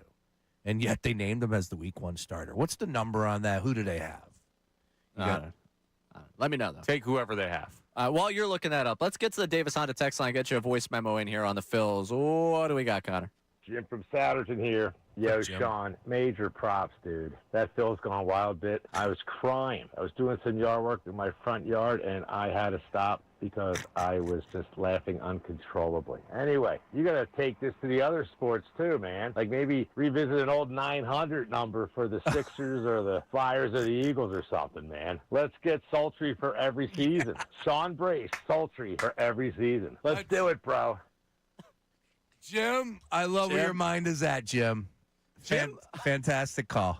I believe if I'm thinking of the right person here, Jim had offered to help me out when we talked about, I don't even know if you were on Middays at that point, about wanting to do stand-up, because I believe Jim himself is a comedian or a comedic writer. You want to do stand-up? I do. I love stand-up, the art form of it. I don't think I'm not cocky enough to believe that I could do it, like, for a career. I would Okay. love to try it once, though. Wow. I would as well. Like, I think it'd be fun to try one. My buddy, actually, that's now lives in Raleigh, was Raleigh. Yeah, right. Well, where is it? Oh, no. Did I take it off my? Raleigh. There it is. I was like, I've got to make a Raleigh reference, and I didn't have the Chad Ochocinco. Raleigh. But he lives in Raleigh. He was in Nashville for a year post grad, and we're friends from high school. We had agreed that we would try stand up together. We would go. It would be the two of us that we would both go to an open mic night, and we write material, and pretty much the night would die with the two of us. If one of us failed, it would never come up again. One of us did good. We'd talk about it, and it'd be like, what a great job they did. I found out when he was living in Nashville post-grad for that year, he went and tried an open mic night without me. It was one of the great betrayals of my life. I still really haven't forgiven him for it. I don't know when I will. I love the guy, but it still hurts my heart. That's where you get coin toss. That was the coin toss for you? Yeah, you hung me out to dry. Right. You So still I don't feel bad for you remotely. You still talk to me, but it's not the same. I'm getting paid to. Yeah, that's fair. All right. I talked to that guy on the phone a half hour the day before the show launched, so I guess we're still, really good friends, but it did hurt me. I want to do stand-up. All right. I'd like to see it. You don't? Do I want to get on a stage and do stand-up? Hell no. Dude, how many people are we talking to right now? Yeah, Well, no, but stand-up is a 2 or 3, give or take. different monster. The joke writes itself there. No one. Different monster. I could, okay. I'm in. I got people down at Helium that can make it happen. There's a new club that opened up we get emails about. We can make it happen there. There's open mic nights in Manayunk at a place I know of. Let's go. We made the joke last Monday about the hourglass starting for me, about how, like, if I run out of time. If I run out of time, I'm probably going to go into, like, a comedy podcast where I just interview comedians. Oh, a podcast. Yeah, there we go. Just what we need. Another one of those. Absolutely. Just what we need. Oh, one that interviews comedians, too. We don't have 100 of those either. Oh, I'm sorry. There you go. All you need is a couple viral clips and some good sponsors. No. I want you on stage. Of course. I would love to try it. All right. For sure. But I'm pretty sure Jim from Souderton, to wrap this point up, was the guy that offered to help me out. Why don't we do up there in Horsham for the Horsham Hunks? I'm not doing stand-up at a strip club. Yeah, you do. I'm not doing stand-up at a strip You're my club. opening act. No. Come on. No. Oh, by the way, the comedy is not the. Yeah, all right. Never mind. I'm not doing the stand-up line on Browns about are a strip club. 7.5-point underdogs. Browns, yeah, 7.5. No. Who do they have week 1? Jacksonville. Yeah, give me Jacksonville. On the road in Jacksonville. Give me them to cover. If anything's going to stand up, never mind. All right. Hey. All right. David at Drexel Hill's been gone wild. David at Drexel Hill's been hanging out with us here on the phone line 610-632-0975. Let's get him in here. David, you're on 97.5 The Fanatic. Hey, how you doing? First, let me say I'm a Hurts supporter. Let's go, baby. When you start but a I wanna phone say call something like about that. the Phillies first. All right, go with the Phillies. We'll Phillies- get to your Eagles point. I'm glad that they win, and I want them to win 20 games in a row. But I don't really care. I want them to win in the playoffs, like they held the Eagles and my boy Jalen to that standard. Win the Super Bowl of the season is a flop. Go to the World Series, and I'm not even going to say they got to win or it's a flop. All right, David. And then I want to comment. I'll let you get your Hurts point there. When you say that, though, if Jalen Hurts has a good game in Week 11, are you not going to acknowledge the fact that Jalen Hurts is playing well, even though the standard is winning a Super Bowl? It's not the same. I know you're making it sound like that, but it's not the same when you got 5 years of losing. Okay, they've been in contention for Versus 5 a man years that here. got 5 years of winning. I understand. You and know, if you want to and go I to the want the putting Phillies more to win. respect on Don't Jalen. get me Wait, wrong. David, I'm giving you your time. Don't worry. if you want to go to the point of they don't show enough respect to Jalen Hurts, I could get there with you. But just to say that we can't acknowledge they're doing things well and there's been a change in approach at the plate without the expectation of them winning the World Series, of course I want them to win the World Series. I can't win the World Series in August. I could tell you something they're doing in August that could help them win the World Series, and that's where we're at today. Yeah. Well, let me ask you this other question, because they were talking so much about the Eagles game yesterday, and they were talking about how promising the offense looked. And I'm sitting back saying, wait a minute, Jalen Hurts won during the season, and they said the offense scored under 200 yards, and he only threw for 20-something passes, and now you're talking about how promising McKee looked. And then what blew my mind is he lost the game. Jalen wins the game, and then here's the showstopper. That what did we say about the offense? That it will go into this big-time passing game, and it's going to be under this quarterback, under the center. And then I'm looking, they play.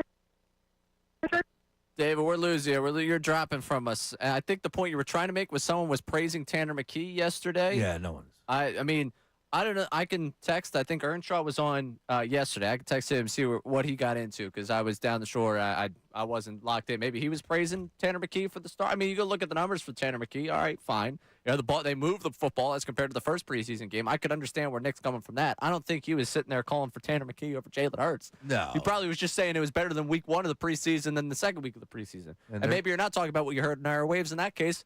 Even more of like, I don't know what to tell you on that one. Like, no, I don't think anyone's making the case for McKee today in good faith. No, I think you can make the only thing you can make the case for me is just the offensive line played really well with some of the backups. So hopefully that is something that could carry over into the regular season. But other than that, on Saturday night, boys, nobody played. Nobody. No, nobody played. So Xavier Scruggs has said he's going to join us in 10 minutes. Nice. We'll see if we get him here at about 1:30. Okay. Why not? You know, perfect. Get the national perspective on the Phils. Break it down for you. I had a question for you about the West Coast trip. We'll get to that at some point towards the end of the program. He's Sean Brace. I'm Ray Dunne. This is Brace Dunne, 97.5, The Fanatic. Now on 97.5 The Fanatic Sports Update. What a weekend for the Phillies. I'm Connor Thomas, and then they made it 9 straight yesterday. It was a walk-off winner for the second time this weekend. Alec Bohm, a walk-off triple on Friday night. But that, all due respect, does not hold a candle to what Kyle Schwarber and company did in the 9th inning yesterday. They were down 4-0. They were down to their final strike 5 different times. They ended up scoring 6 runs, including a Kyle Schwarber walk-off homer in the 9th inning, all with 2 outs. Schwarber talked about the moment afterwards. I was ecstatic, obviously, right? It's just emotion. Like I said, it's top to bottom. There was no fight, there was no quit, and to be able to kind of cap it off right, yeah, it's exciting, but it was more excitement for all of us. Next up for the Phils, they're heading out west, starting a series with the Mariners tonight at 9:40. Zach Wheeler on the mound against Logan Gilbert, and they're just 3 games back in the NL East. Keep an eye on that division, folks. The Eagles lost to the Patriots 24-21 in preseason game 2 on Saturday night. Offense had better success than their first preseason appearance. Tanner McKee took the majority of the snaps at quarterback. The Eagles have their annual open practice tomorrow night. The Union drew with Austin FC 1-1 on Saturday. Don't miss Xavier Scruggs joining us coming up of the MLB Network. Talk about the national perspective on the Phils. This update is brought to you by Audible. They make traffic less of an annoyance and more of an opportunity for another chapter. Audible stories to speak to you. New members can start listening with a 30-day free trial at audible.com. I'm Connor Thomas for the home of the Sixers, Flyers, and Union. 97.5 The Fanatic and the Fanatic app.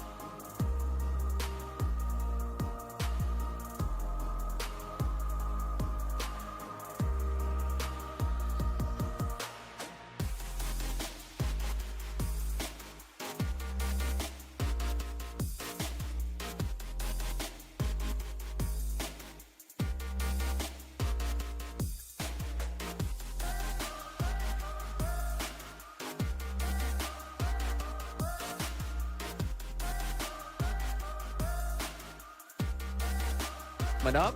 In with Billy C today at 2. Jason Martinez. He's in today? Yeah, I thought he was in. Me too. Yeah, I thought he was in tomorrow. Great. He's back there. I just got to say hi to him, catch up with him. Hell yeah. It was a shame because I wanted to catch up with him, and then Bill's got to do his Bill thing where it's all about Bill all the time. It's like I kind of want to talk with Jason. I don't see Jason every day, but it's fine. So Jason is on Unfiltered for the next 4 hours, 2 to 6. Oh, that's great. With, of course, Bill. With Billy C, Trish doing the producing. I had a question for you, Sean Brace, before we get back into the Phillies action here. All right. Are you a fan of Landshark, the beer? Of course, yeah. It's not my go-to is number one Corona. Yeah, but it's a good choice. I just saw this on my timeline. Instead of splitting the G, we're letting the fin out of the water. Ooh. So you try and drink the Landshark down to the fin. See, it's smart. There's too much of this. Yeah, there is too much of this, but I enjoy a good gimmick. It's great marketing. Sure, but that's the Guinness thing. I got to give respect to the OGs, and it's splitting the OG, the original G, right there. You should do the stand-up. Yeah, maybe. Hey, listen, I'm available. I'm cheap too. So I've heard. Also, something I've heard.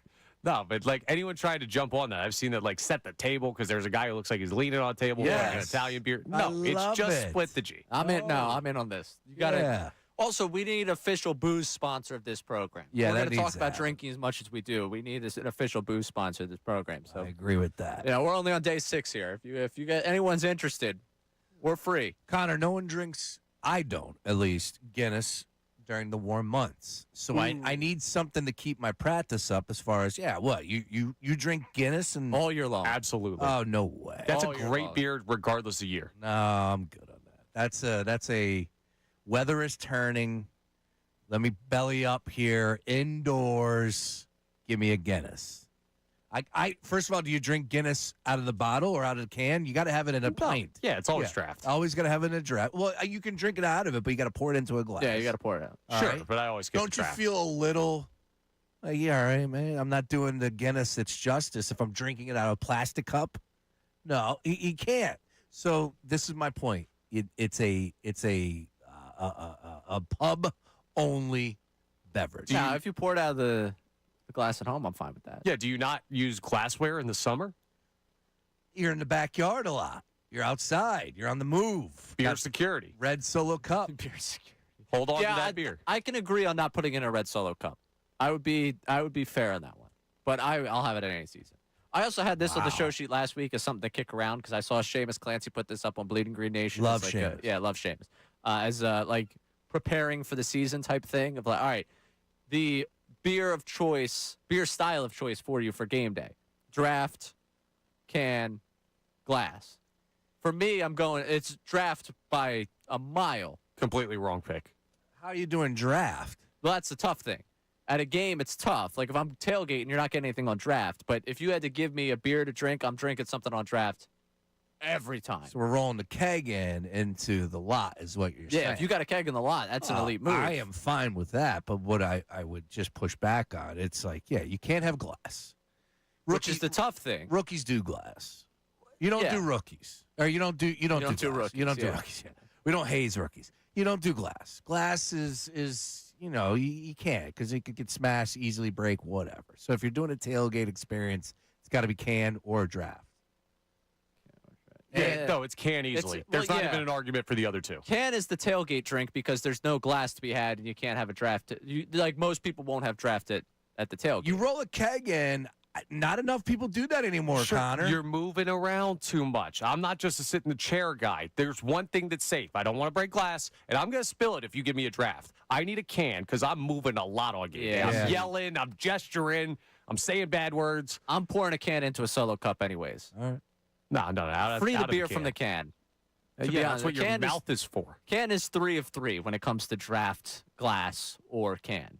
I'm taking Terrible. the draft, I'm taking the glass, and then I'm going can. Those Corona bottles were going down like water on Friday. And that's Water. glass right there. Yeah, it was. You're not drinking Corona from the can. It makes it difficult with the whole lime. Put the lime in. Psh. Yeah. You need the glass. All right. So if you ranked them, what are you ranking them? Can, easy one. 50 feet of crap. Then we'll go draft. Then we'll go bottle. This guy, he's got to drum it up for the radio. Yeah. Shawshank. It's can easy. It's like logistically, you have no argument against the can. I'm a can guy. Then you go draft and then bottle. We're pro cans here on this program. Oh, I love some cans. That's fair. I can go. Big I'm pro can fan. Even though it comes in third, I'm pro can. You can't. Doesn't sound like it. You can't twist my words here. I'm pro beer. Whoever it comes in, I'll be grateful. Are we still talking about booze, or what are we talking about here? Because yeah. I was talking about booze the whole time. Let's go to John C. in Tennessee. John, you're on 97.5 The Fanatic. Good afternoon, gentlemen. Club Hertz card carrying member number 17 and former stand-up comedian as well. I just wanted to chime in about the Phillies. Why I believe in, why I got the hope, and that's two things. Small ball. Somehow in the past decade, we became what we used to term the American League team swinging for the fences, and it's nice to see them generating offense, bunting, doing all the small things and putting the pressure on the defense. And then the back end of that starting rotation, it's, that Sanchez or Wheeler or Luzardo, they're going to have a bad game every now and then, and it's nice to know that those guys at the end can pick them up in the following games. John, where are you calling us from? Tennessee, sir.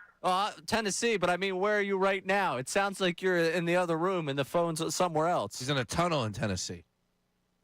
I'm in the kitchen on my Bluetooth and the phone's in the other room. There you go. Let me drop that real quick. We were having that's so much better, John. We were having the debate over bottle, can, or draft. It sounded like you were calling us from a tin can there for a second. But hey, I'm an aluminum bottle guy. Do put the lid back on and keep it fresh, keep it cold. Aluminum bottle's the way to go. You really are throwing a curveball now. We got to add another layer to this. We'll get the poll up tomorrow. Are the mountains blue? That's the question. That's the only question we would have, right? There you go. All right. So you got the belief in them because of small ball, because of the back end of the rotation. That's what you've taken out of these 9 games. Say that again. I'm sorry, sir. Out of the small ball and the back end of the rotation, this is the belief that you got in the team now. Those are the 2 things that brought you back in? Absolutely. I think they need to. I think a ride getting there has really helped them focus more on the small ball, making each bat is not just swinging for the fences, but actually just getting that ball in play and putting the pressure on the defense and drawing those walks. I mean, Harper's been incredible standing there and taking those walks. And you going down to Atlanta for the games? I am on the 12th and the 13th, Saturday night, Sunday afternoon, and potentially meeting up with John Kincaid for a beer. He told me to let him know when I get down there. Love that. Good stuff. Well, let us know if you're going down there. Give us a call from down there. Always good checking in. How the hell did you know that? He's in Tennessee. He's on Twitter. Oh. I saw him tweeting. I got tagged in something with John, and then I saw them going back and forth about meeting up for a beer. Like, is Tennessee right down the road from Atlanta? No. People, if you tweet at me, there's a good chance I'm seeing it. Okay. And I don't miss a lot. I miss some things. I'm not good with the requested messages. That's what I found. I'm not good at checking, like, the depths of the DMs, I understand that we have the joke about things going down in the DMs. Not a lot goes down in the DMs. No? I mean, I've seen a few requested messages. That's what they say. That's what most say. I've seen a few requested messages. There's certain profiles I respond to a little bit quicker. Yeah, I bet. All right, coming up, we're going to talk to Xavier Scruggs at some point. Some other time. Yeah. Because we're going into our final segment here. We got the YouTube chat recap and the West Coast pledge. What are we pledging to watch? What are you pledging to watch? I'm going to watch all 9 innings. I got a podcast to do in the morning. There's no shot I'm making it all 9. He's Sean Brace. I'm Ray Dunn. Brace and Dunn, 97.5 The Fanatic.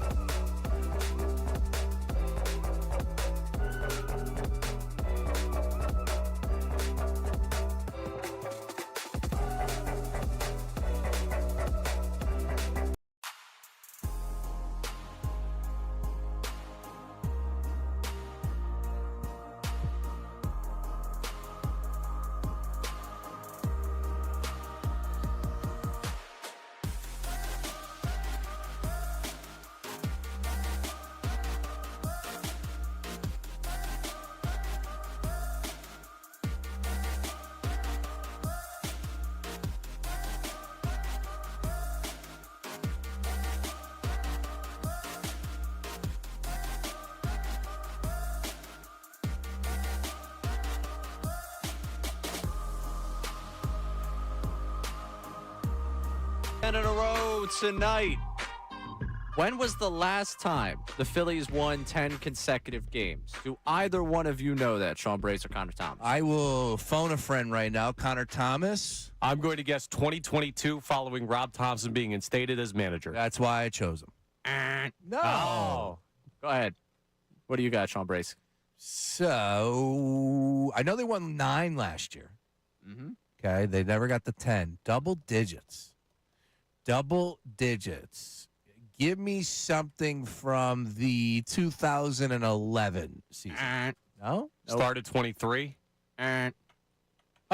What do we got? You're down to 2010. They have not won 10 in a row since they won 11 in a row. I was close. In September of 2010, that according to Todd Zalecki. They have had 4 9-game winning streaks since that time. One of those times being after Rob Thompson was dismissed. That was a 9-game winning streak. Damn it. Last year, they won 9 in a row. There was also a 9-game winning streak from the end of July to the beginning of August in 2011. But the last time they won 10 in a row was an 11-game winning streak back in September of 2010. They look to get to that tonight. Tonight, they're beginning a West Coast swing, which means for many of you, you'll be updated by what happens on your drive-in listening to Marks and Salciunas. For us here today, what can we pledge? And get your pledges in at 610-632-0975 because I want to be able to revisit this later in the week. What do you pledge to be able to watch? Connor, you're shaking your head. Go ahead. Get all high and mighty. What are you pledging to watch? Every single second of every single game. What do you mean, man? It's the Phillies. Are they keeping Garage open for you tonight to watch the end of the game? We're going to find a way. I don't know, but when I was doing mornings, I would watch every second of every game. I'd take like a 6-hour nap in the middle of the day, wake up, and stay up till 2. Now, how's that going to go days this week? off around here? I don't know. I haven't figured it out yet. Okay. That you have to rediscover your sleep schedule. Yeah, I don't have. Listen, I'm used to not having one. This is perfect for me. We can figure this out. Fair enough. Sean Brace, a little bit of different walk of life than Connor. 2 kids, a wife. You got responsibilities outside of being here. You guys will learn this real fast about me. It's week 1. I'm already sick. I got a immune system of like a goat. I'm not really. I think I'm healthy, but are goats sickly? I don't. They eat trash. Well, are we talking goat like greatest of all time? No, I eat a lot of trash too. Maybe that's one of my issues. But I'm under the weather, man. I'm fighting it. So I'm gonna go home, take a little bit of a nap. I don't think I'm making it past the 5th inning. All right. If you gave me 5.5, I'll take the under on that one, dog. Yeah, I'm taking the over for myself. I'll take the under for you, especially right now. You're fighting it. You're fighting it today. I've appreciated the effort we've gotten out of you today. I prided myself on West Coast trips. I was one of those guys that would always be like, I like West Coast because I never miss an inning. So, Connor. Yeah, well, a lot like Connor. You didn't have to do that voice. It felt like you were coming after me a little bit. Mayor Humdinger.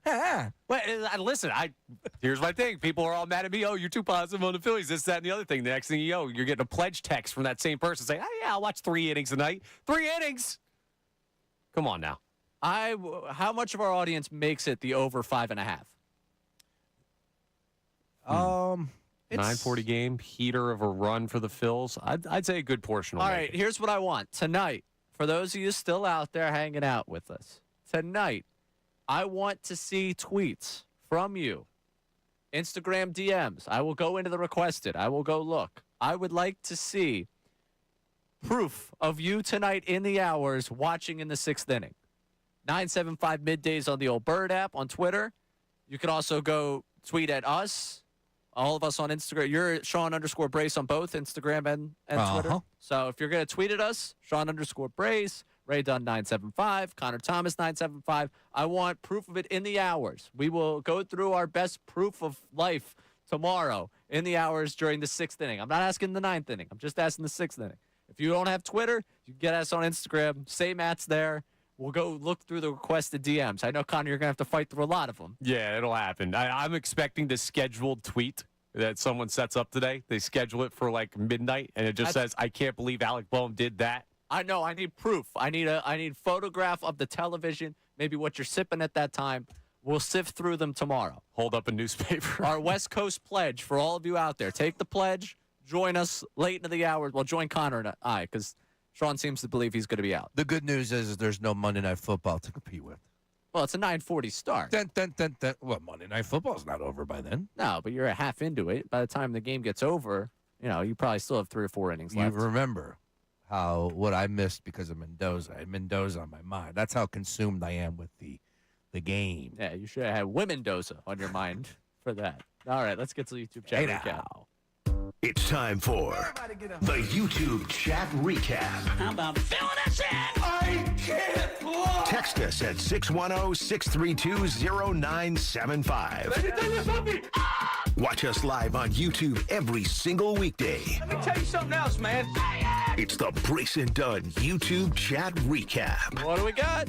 Phillies are about to gain at least another game on Atlanta in the next 3 with them playing the Dodgers. Dodgers are winning 2 of 3. Greg from the chat.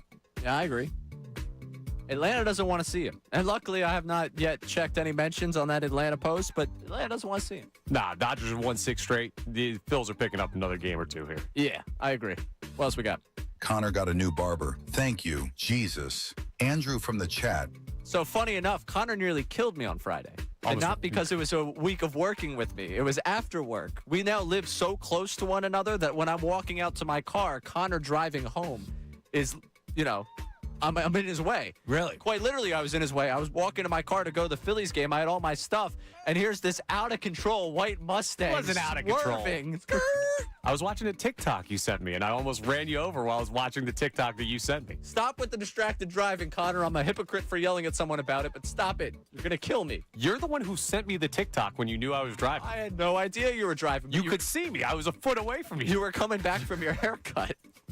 Which was Also, leave my hair alone. What's with the hair right now? I don't like the hair hate from you. Come on now. I don't like the hair hate against you, man. He's got a fine head of hair. What else we got? Every time Bohm has a meltdown on the field, he turns into an all-star. Yo, dude from the chat. It's pretty funny when you think about it. He did turn it around after I hate this beep place. Yeah. And then now, after some people are calling to bench him, all of a sudden he's turned into the greatest hitter of our generation. just got to keep it going. Is he Yeah. peaking too soon? That's my friend of mine yesterday. Actually, my roommate last night when I got home. So you going to do the They're Peaking Too Soon show tomorrow? I was like, no, I don't have that in me. No. I had that thought. He but might be, though. He might be. It's not show's worth. It's thought worth. Though. All right. Back of the mind worth. If they win again tonight, tomorrow, Connor Thomas, 11:30, book it, bank the show sheet. I think this is the necessary time. I think this is the right time. You want to see your team playing better right here. There's no way that if you ripped off 10 straight wins riding into the playoffs, like, people would be preaching doomsday. Right now is a good spot. Yeah. Yeah, I'd like it better October 3rd to the end of the month of October. That wasn't an option. See, they didn't build enough into their season for us to be able to pick when they get hot. The way they were stumbling around, we're talking about the other wild card teams. When you start 9-19, whenever you get hot, it's good with me. All right? That's very fair. Another policy I've taken into life as well. Whenever you get hot, it's good for me. What's next? Brace hates IKEA because he struggles with reading pictures. Dune, admin from the chat. You know what? There is some truth behind that. There is no doubt that there is some truth behind that. YouTube, they don't miss much over there. Sorry, man. That's foul. I shouldn't be Struggles with laughing reading at that. pictures that's dirty work. It is complex. You cannot deny that. There's bags of screws, bolts. They give you extra. Why do they give you extra? Don't give me extra. I'm not going to lose any. Why wouldn't they give you extra? I don't need extra. What if you lost it? It's confusing now. It's not confusing. Yeah, see, They number them all. They write it out for you. Yeah, my wife does a great job putting it together. It's unbelievable. What's the point of having extra? I don't know. They put it in there. You buy a 30-pack of beer only planning to drink 15 of them. If you end up knocking one over, you might have one of the 15 to use. If you want to start a new policy where they give you 32 in a 30-pack, I would co-sign for that today. I'm good with that. Sign me up for that with whoever ends up sponsoring us. All right, last one. The worst thing about the 9-game winning streak is Connor's shirt. You can throw that shirt at the wind and it will stick. Mopar from the chat. Mopar hates that shirt. Yeah, I get it. And guess what? It saves the season every damn year, and everyone doesn't like it. I'm sorry. It was how long has this been running? It's a long-standing bit. Since 22, I want to say. Yeah, it's been a long-standing. Don't you think might need a new bit because it hasn't worked to a World Series? No. Is that shirt the dancing on my own of Philly shirts. Check the numbers. I can't help in the playoffs. The playoffs is on the players. The regular season, it's on my back right now. It's this damn shirt. Check the turnaround. Started wearing it the second day of August. I'm a regular season guy. You know that. August 2nd. Check their numbers since. The Phils are on shirt's magic. Connor's back. All right, we got a game tonight out there on the West Coast, 9:40 start. You're going to stay up for 5 innings. Hit in a row, baby! Phil's Gone Wild. Unfiltered with Billy C. and Jason Martinez coming your way next right here on the Fanatic. Now on 97.5 The Fanatic.